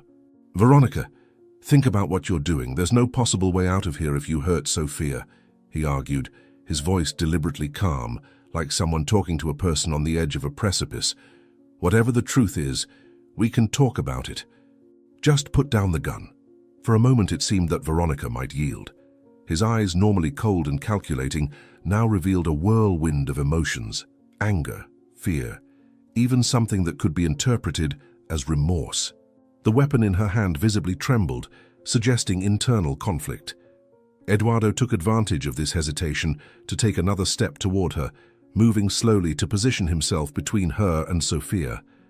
It was at that precise moment that Matilda entered the room, carrying shopping bags that she loudly dropped upon seeing the scene before her. The momentary distraction was all Eduardo needed. In a quick movement, he lunged forward and grabbed Veronica's wrist, forcing the gun upward. There was a noise when Eduardo managed to deflect the gun away, removing it from Veronica's hands and tossing it to a corner of the room. Matilda, recovering from her initial surprise, ran not to help Veronica, as would be expected, but to Sophia's side, protectively placing herself in front of the girl in a gesture that surprised everyone, including herself. "I will not let you harm this child. I have watched for too long without doing anything," declared the housekeeper, her voice trembling with indignation. "It was she who called Mr. Eduardo this morning, wasn't it? It was she who told him where we were." Veronica staggered backward, her face distorted by a mixture of fury and despair as she comprehended the magnitude of her accomplice's betrayal. Her back hit the wall and she slowly slid to the floor, all pretense of dignity or control completely abandoned. It was in this moment of absolute defeat that the truth finally emerged, not in a planned confession or an elaborate speech, but in a furious torrent of words that seemed impossible to contain any longer. "You never deserved her, Eduardo. My sister, your precious Luisa, always had everything, the beauty, the love, you, the Montero fortune." Veronica spat, tears of rage streaming down her carefully made-up face. "When she died, I thought it would finally be my turn. But no, you only had eyes for Mercedes and that child. Your devotion to them was sickening. I deserved to be more than a substitute, more than a shadow."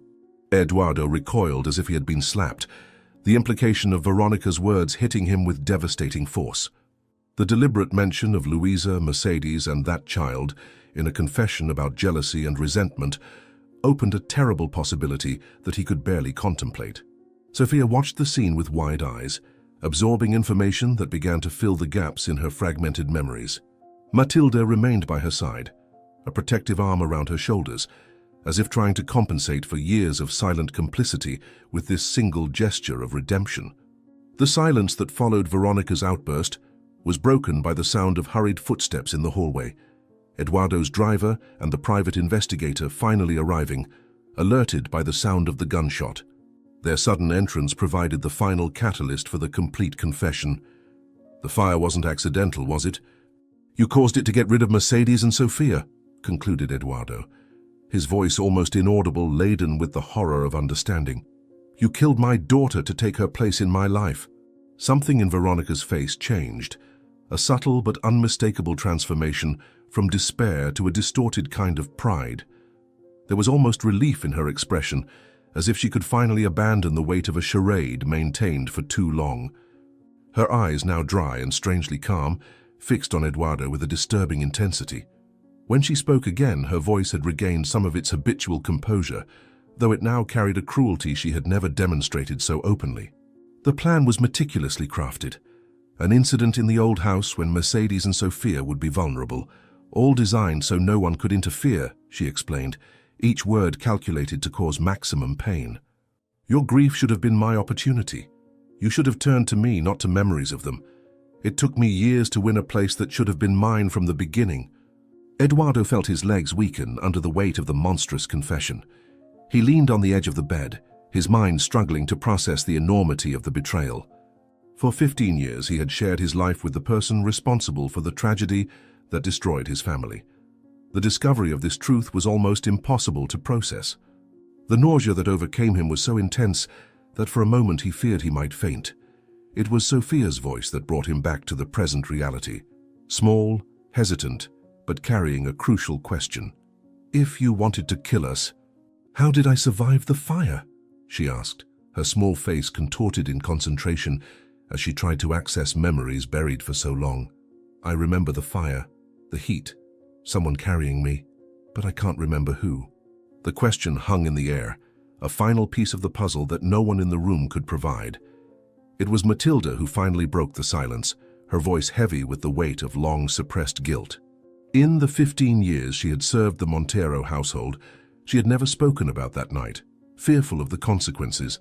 Now, with Veronica unmasked and the truth finally emerging, there was no reason to maintain her silence.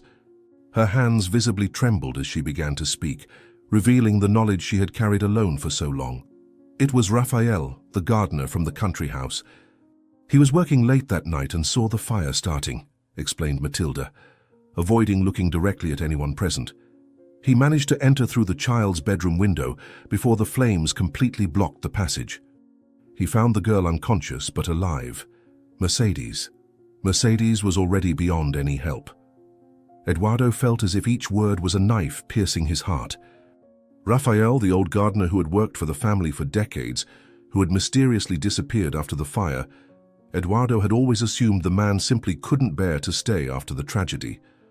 He never imagined that he might have saved Sophia, much less that he had been forced to flee. "Why did Raphael never come to me? Why didn't he bring Sophia back to me?"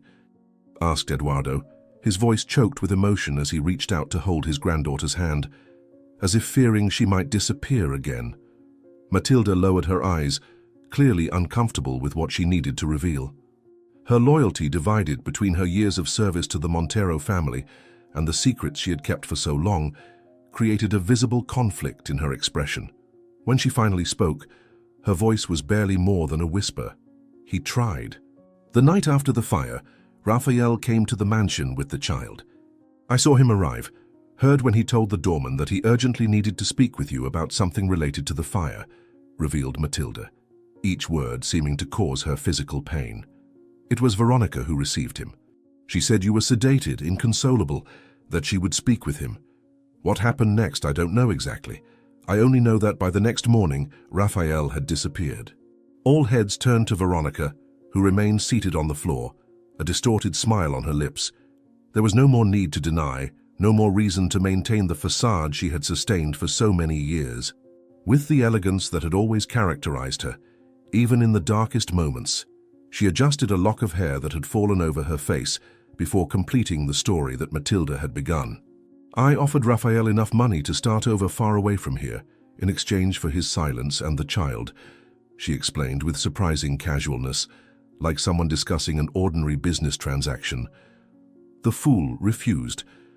Said he couldn't live with such a weight on his conscience, that Sophia deserved to know her true identity, that you deserved to know your granddaughter had survived."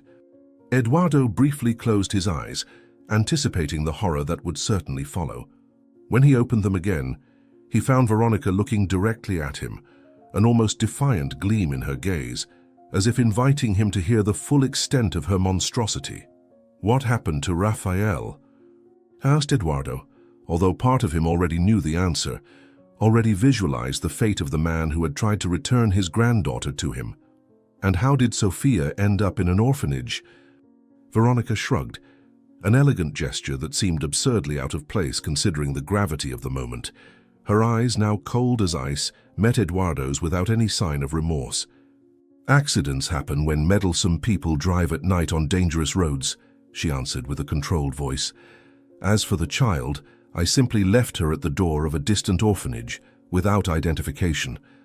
I thought it would be cleaner than the alternative. Ironic that after all these years she found her way back to you, isn't it?" Eduardo remained silent, the horror of the complete confession finally revealed.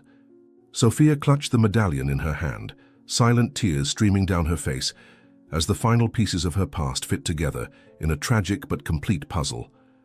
The tension in the room was palpable, the future uncertain. How would Eduardo react now that he knew the whole terrible truth? And Sophia, finally knowing her true identity, would she be able to rebuild the life that had been stolen from her? The imposing gates of the Montero mansion opened slowly, revealing a property that seemed to Sophia like something from a forgotten dream.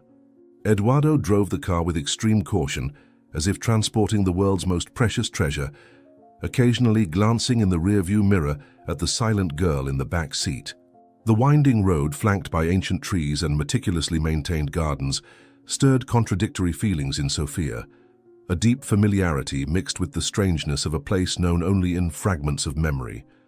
When they finally parked in front of the main entrance, Sophia remained motionless, her eyes absorbing every detail of the majestic facade. The elegant columns, the tall windows, the marble staircase, everything triggered small explosions of recognition in her mind, like pieces of a puzzle slowly finding their places. Eduardo opened the car door for her, extending his hand with a gentleness that drastically contrasted with his normally authoritarian demeanor. Still wearing the simple clothes that Matilda had provided during her captivity, Sophia looked small and fragile against the grand backdrop of the mansion, but there was a new strength in her eyes, the determination of someone who finally found their way back home. "This was your home before the fire, Sophia. You lived here until you were 3 when Mercedes decided to spend a weekend at the country house," explained Eduardo, his voice choked with emotion as he guided his granddaughter up the steps. "I know it must seem strange and frightening now, but I promise you'll feel at home again soon." The first days in the Montero mansion were a careful dance between past and present. Eduardo, driven by a mixture of guilt and desperate love, surrounded Sophia with care that sometimes suffocated her, but which she accepted with the surprising patience of someone who had known too many privations. Private doctors came daily to check her physical condition, still compromised from months on the streets and days in captivity. A therapist specialized in childhood trauma visited 3 times a week, helping Sophia process not only the recent revelations about her identity, but also the years of abandonment and survival on the streets.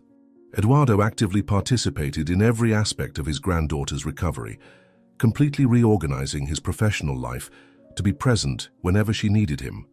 In important meetings, now conducted via video conference in his office at the mansion, surprised executives witnessed the transformation of the feared businessman, who occasionally interrupted multi-million-dollar discussions to check how Sophia was adapting to her new room or whether she had eaten properly. News of Veronica's arrest, charged with multiple crimes including homicide and kidnapping, quickly circulated through social and business circles, generating a scandal that Eduardo completely ignored, focused solely on Sophia's well-being. "I never imagined I could feel so much love for someone again after losing Mercedes," Eduardo confessed to Carlos, his faithful driver, as they watched Sophia sleeping after a particularly exhausting day of therapy. "It's as if the world has regained its colors after 15 years in black and white." 1 week after returning to the mansion, the laboratory delivered the results of the new genetic test, this time conducted under Eduardo's direct supervision. The official document merely confirmed what the birthmark and both their hearts had already unequivocally declared. Sophia was, without any margin of doubt, Eduardo's biological granddaughter and Mercedes Montero's daughter. The scientific confirmation brought important validation, especially for the legal processes that would follow to officially re-establish Sophia's identity. Eduardo celebrated the news by transforming Mercedes' old room, which he had kept untouched as a sanctuary to his daughter's memory, into a space for Sophia. With the girl's help, they selected which objects to keep, which to renew, creating an environment that honored the past while embracing the future. Photos of Mercedes at different ages were strategically arranged, creating a visual narrative that helped Sophia connect with the mother she barely had time to know. Old toys, favorite books, small family treasures, each carefully preserved object now served as a bridge between generations.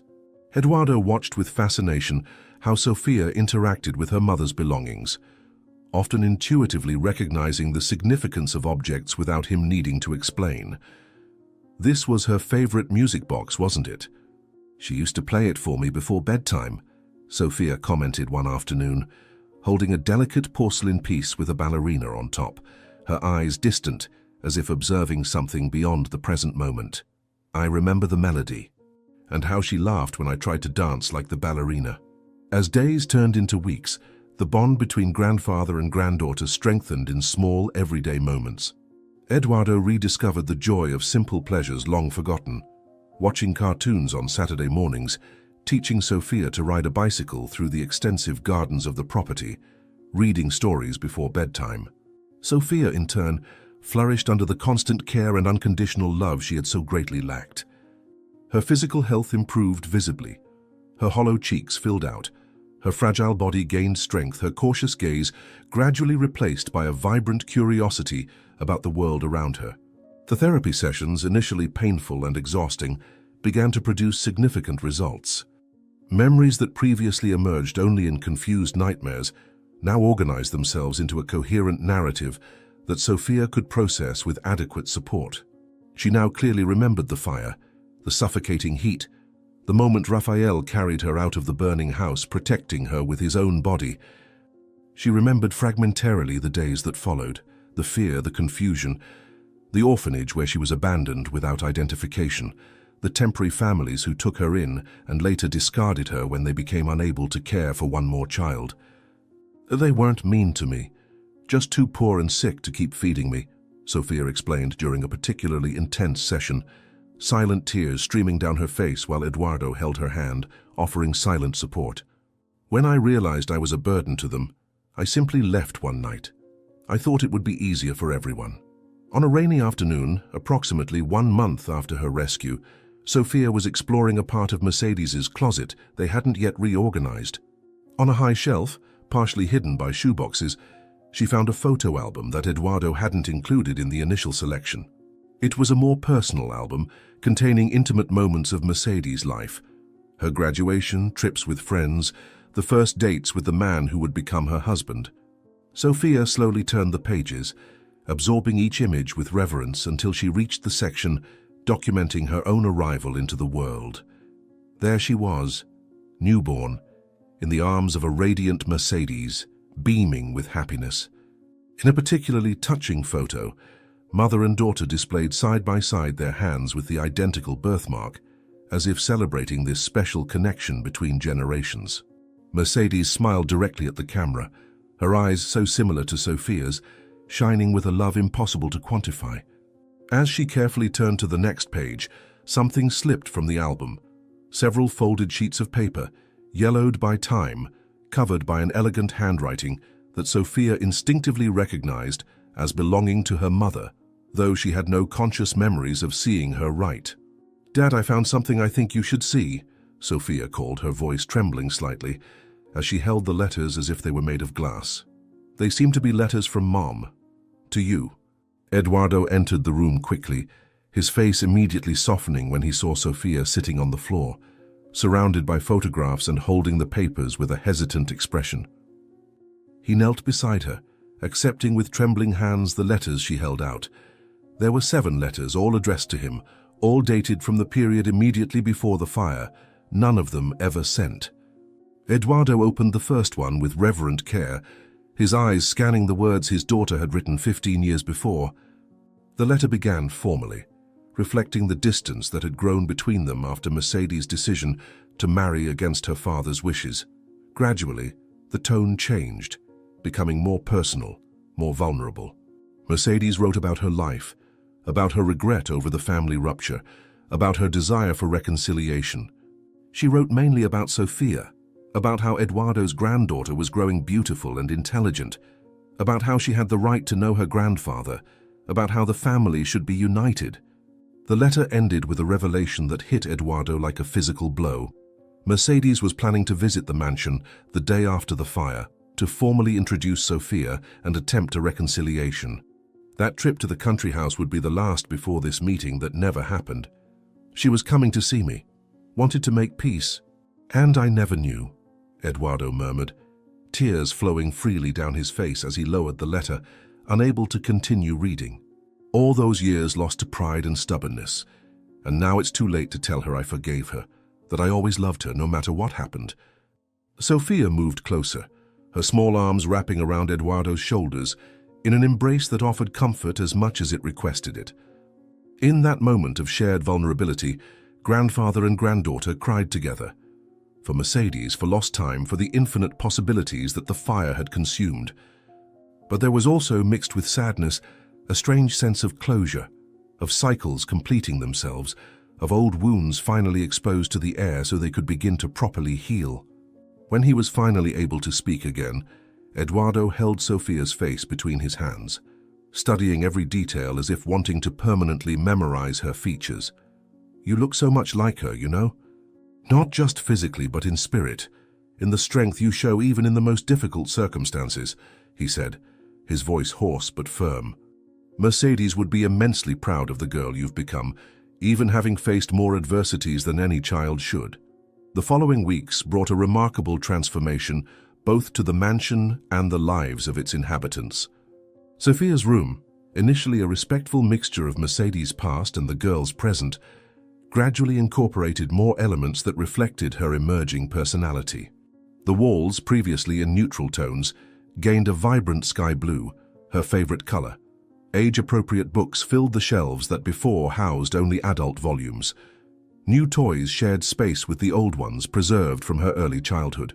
Eduardo, inspired by Sophia's journey and moved by Mercedes's never-sent letters, channeled his energy and resources to create a charitable foundation dedicated to helping street children. The Mercedes Montero Foundation quickly took shape, with a clear mission to identify vulnerable children, offering not just shelter and food, but quality education and psychological support for traumas similar to those Sophia had faced.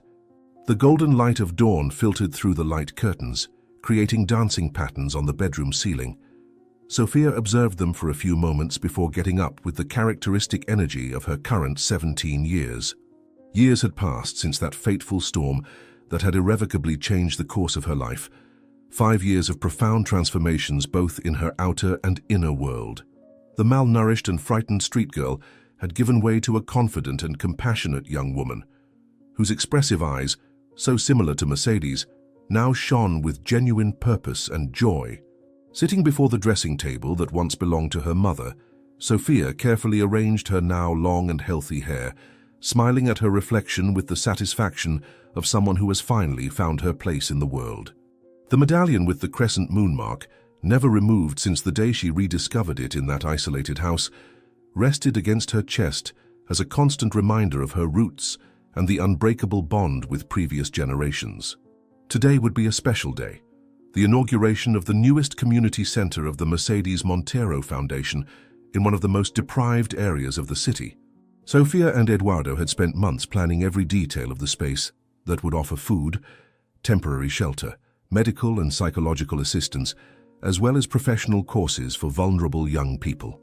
It was a particularly significant project for Sophia, who had insisted on actively participating in every step, from the architectural design to the selection of staff. "Sophia, are you awake? Breakfast is served and we have a lot to organize before the ceremony," Eduardo called from the hallway, his voice carrying the affectionate tone that had become habitual in recent years. Carlos has already prepared the car with the donations and documents for the inauguration. Coming down the mansion stairs that she now truly considered her home, Sophia found Eduardo in the dining room, surrounded by papers while having his breakfast. Time had been generous with her grandfather. Although some additional wrinkles marked his face, his eyes had lost that characteristic hardness, replaced by a serenity that few would believe possible in the once feared businessman. Eduardo Montero's transformation was as discussed in business circles as his business decisions. The man who previously dedicated every moment to the financial empire now skillfully balanced his corporate responsibilities with the passionate commitment to the foundation he had created in honor of his daughter.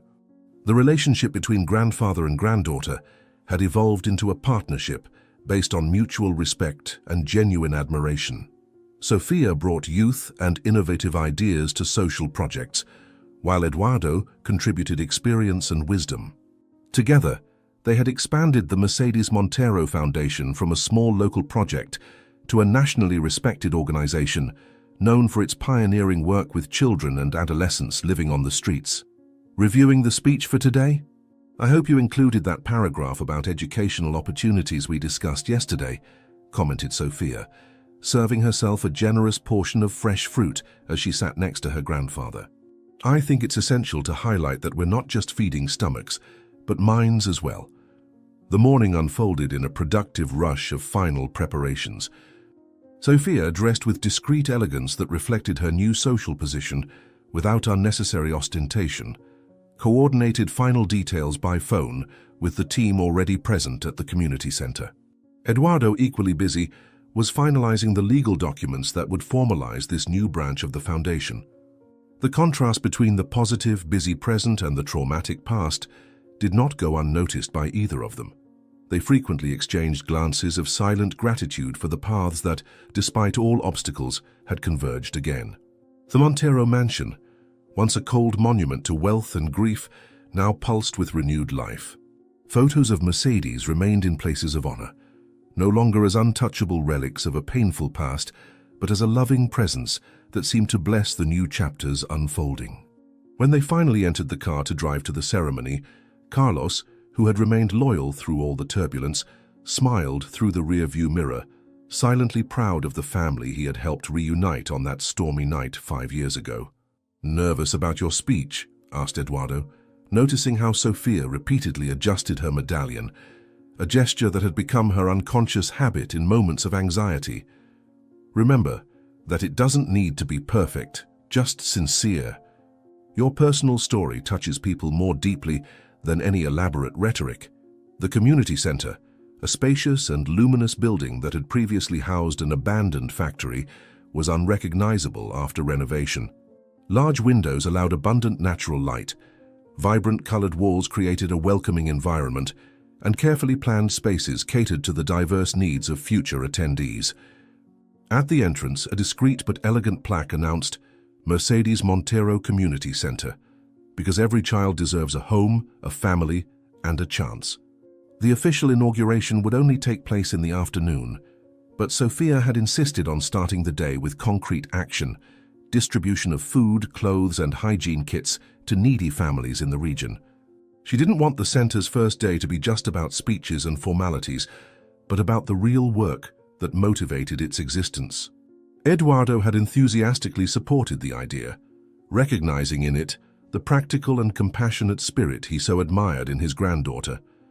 While volunteers organized distribution tables in the spacious inner courtyard, Sophia personally supervised the quality of the items, ensuring that each bag contained not only essentials but small dignifying touches: an artisanal chocolate, an aromatic soap, a handwritten note of encouragement.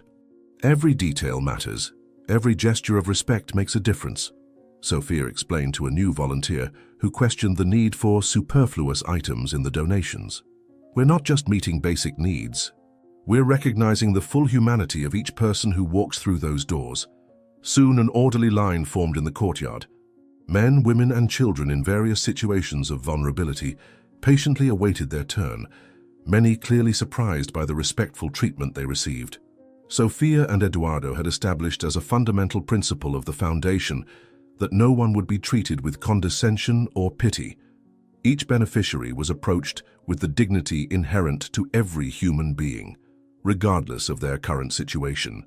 While Eduardo led a small team offering legal guidance and referrals to social services, Sophia actively participated in the distribution, briefly conversing with each person, listening to stories, offering words of encouragement that sounded authentic precisely because they came from someone who had personally known the difficulties of the streets.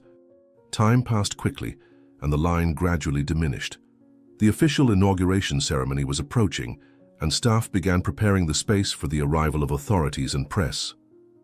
It was at this moment, as Sophia was handing out one of the last bags, that her eyes caught a figure at the end of the line that made her heart race in instinctive recognition. "It can't be," she murmured to herself, briefly paralyzed as she observed the distant woman. After all these years, could it be possible? She was a woman of approximately 60 years, although her curved body and marked face suggested a much more advanced age. Her clothes, though clean, were visibly worn and mended multiple times. Her hair, which once had been elegantly dyed and styled, was now completely grey and irregularly cut, as if done by amateur hands. But it wasn't these physical changes that confirmed the woman's identity to Sophia. It was her posture, that particular way of holding the worn purse against her body, the specific tilt of her head that had persisted even after the loss of all luxury and privilege. Veronica, the woman who had almost destroyed her life, who had killed her mother, who had manipulated her grandfather for years, now waiting in the food distribution line of the foundation, created in honor of the very person she had murdered. The irony of the situation was almost suffocating. Sophia felt a firm hand on her shoulder and turned to find Eduardo beside her, his gaze confirming that he too had recognized his ex-wife. Her grandfather's face presented a complex mixture of emotions. Shock, certainly, but also something more difficult to name. It wasn't hatred, as would be expected. Perhaps something closer to a sad understanding of the poetic justice unfolding before them. She served only 3 years in prison before being released for good behavior and advanced age, Eduardo explained in a low voice, his eyes never leaving Veronica's distant figure. My lawyers informed me when it happened, but I confess I never imagined our paths would cross again, especially under these circumstances. The following minutes seemed to stretch indefinitely as the line advanced and Veronica gradually approached. Sophia continued performing the distribution mechanically, her mind swirling with conflicting memories and emotions. Part of her wanted to flee from this unexpected confrontation, protect herself and her grandfather from the pain that woman represented. Another part, however, felt a strange calmness, almost as if this moment was inevitable, a necessary chapter for the true closure of her story. Eduardo remained by her side, a silent but comforting presence, allowing Sophia to handle the situation as she deemed appropriate. When finally only 3 people separated Veronica from the distribution table, Sophia made a subtle gesture to the other volunteers, indicating that she would attend to the next beneficiaries alone. The moment she never imagined facing had arrived. The reunion with the architect of so many tragedies in her life, now apparently reduced to the same vulnerability that Sophia had once experienced on the streets. The penultimate person in line moved away with their bag, and then there was no one between them. Veronica stepped forward, eyes downcast, clearly not recognizing who was on the other side of the table. "Name, please?" asked Sophia, her voice surprisingly firm while she carefully observed the aged face before her. "We need it for our service records." Veronica slowly raised her gaze, her once confident voice now reduced to little more than a hoarse whisper when she answered with an evidently false name. It was clear she didn't recognize Sophia. How could she? The last time she had seen her, Sophia was a malnourished and frightened child. The confident young woman before her bore no obvious resemblance to that girl. For a moment, Sophia considered simply handing over the bag and letting her leave without any revelation. It would be easier, certainly, and perhaps wiser. But something inside her, perhaps that same strength that had kept her alive on the streets, or perhaps the legacy of courage inherited from Mercedes, pushed her to complete this circle that fate had placed before her. With a deliberately slow movement, Sophia extended her hand to deliver the food bag, ensuring that the half-moon-shaped birthmark was clearly visible. The effect was instant and devastating. Veronica's eyes fixed on the mark, dilating in recognition and horror. Her face, already pale from life on the streets, completely lost its color, as her gaze slowly rose from the hand to Sophia's face, finally seeing in it the unmistakable features of Mercedes. "I'm very hungry. Please give me a piece of bread," said Veronica mechanically, as if reciting a rehearsed script, her hands violently trembling as she reached out to receive the donation. "I haven't eaten anything since yesterday." Time seemed to suspend itself in that charged instant. Sophia could simply turn and call security. She could publicly humiliate Veronica, reveal her identity, expose her crimes in front of everyone. It would be an understandable retribution for the suffering that woman had caused. Eduardo, still beside his granddaughter, observed in silence, respecting whatever decision she made. The moment belonged to Sophia. It was her right to choose how to respond to this unexpected encounter with her past. With deliberate movements, Sophia not only handed over the standard bag, but reached under the table and added extra items.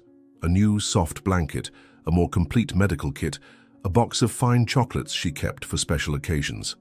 Lastly, she took a foundation card from her pocket, quickly wrote something on it before placing it on top of the now extraordinarily abundant bag. Veronica watched each movement with a mixture of confusion and growing terror, clearly unable to comprehend what was happening. "Everyone deserves a second chance," Sophia said softly, repeating aloud the same words she had written on the card. "Even you, Veronica." The sound of her real name was the final confirmation. Veronica's legs gave way under the weight of the revelation, and she fell to her knees before the table, still clutching the bag as if it were a lifeline. Tears began to stream down her wrinkled face, while silent sobs shook her fragile body.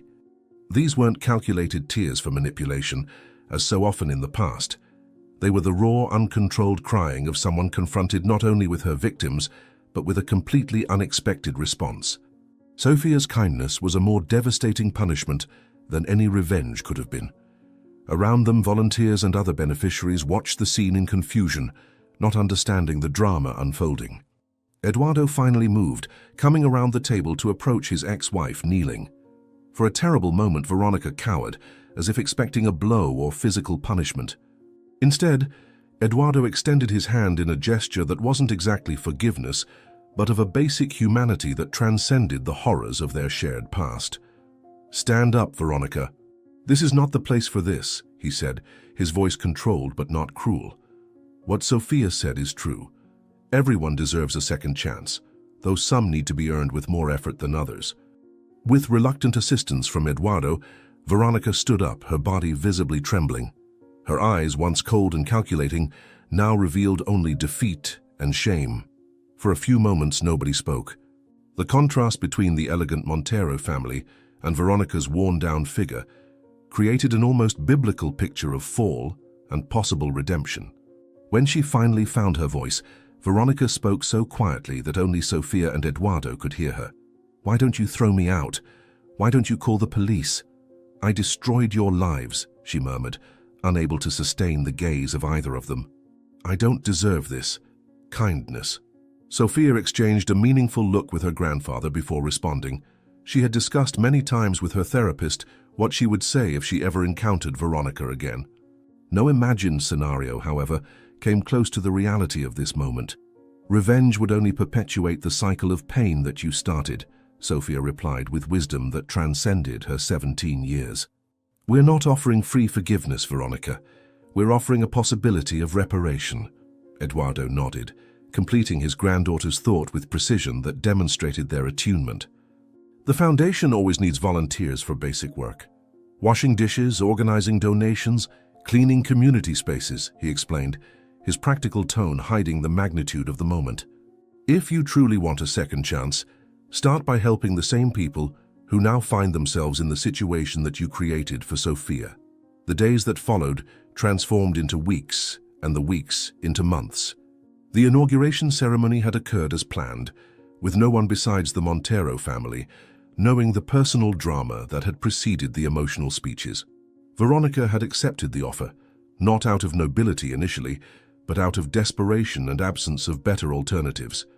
She had started with the most basic and thankless tasks at the community center, watched with suspicion by the staff who, even without knowing her true identity, noticed the special attention that the founding family dedicated to that seemingly ordinary lady. On a particularly busy afternoon, 6 months after that first re-encounter, Sophia discreetly observed from the doorway as Veronica patiently served lunch to a group of children newly arrived from the streets. There was something different in her countenance. It was no longer the bitter resignation of the first days, but a genuine concentration on the task. One of the smaller children accidentally spilled his juice, visibly preparing himself for a reprimand. Instead, Veronica simply cleaned the table without comment, served another glass to the child, and surprisingly, offered a reassuring smile. A small, hesitant smile, but undeniably real. "She's really changing, isn't she?" asked Eduardo, who had quietly approached to observe the same scene. "I didn't think it was possible." Sophia instinctively touched the medallion on her neck, that symbol of family continuity that now represented not only her connection to Mercedes, but also the lessons learned through her extraordinary journey. "Suffering can either harden or awaken," she replied, reciting a phrase her therapist frequently used. "I think we're finally witnessing the awakening." As they watched Veronica interacting with the children, now distributing fruits for dessert, Eduardo put his arm around his granddaughter's shoulders in a gesture of silent pride. The foundation was flourishing, transforming hundreds of lives annually. Sofia was preparing to begin her university studies in social work next semester. And even Veronica, the architect of so much suffering, had found an unexpected path to contribute positively to the world. There would never be a complete return to lost innocence, nor an erasure of crimes committed. But there was room for growth, for reparation, for new chapters in stories that could have ended in absolute tragedy. "Mercedes would be proud of you, you know," said Eduardo, his soft voice carrying the weight of emotion. "Not just for your success, but especially for your heart." Sofia smiled, feeling that warm presence that frequently accompanied her in the most significant moments. The intangible yet comforting sensation that somehow her mother was watching and approving the path she had chosen to walk. "She would be proud of both of us," she replied, gently squeezing her grandfather's hand, "for having found our way back to each other and for transforming our pain into something that helps so many people." The late afternoon light entered through the large windows of the community center, bathing the space in golden hues and creating an almost ethereal atmosphere. Sofia instinctively extended her hand, letting a sunbeam illuminate the crescent-shaped birthmark. What was once merely an anatomical curiosity then became the key to reuniting with her origins, now symbolized something deeper and more universal: the human capacity to overcome tragedies, to heal wounds, to rebuild from the ashes. The mark of the Montero family, transmitted through generations, now carried a new meaning, no longer a symbol of aristocratic privilege, but of social responsibility and practical compassion. The children were finishing their meals, some returning to educational activities, others preparing to spend the night in the temporary shelter. Veronica collected plates with careful movements, occasionally exchanging gentle words with the small diners. At the entrance of the hall, Sofia and Eduardo remained side by side, satisfied witnesses to a scene that perfectly represented the mission of the Mercedes Montero Foundation. In shared silence, grandfather and granddaughter reaffirmed their mutual commitment to continue building a legacy that transcended personal tragedy and offered tangible hope to others whose stories were still being written.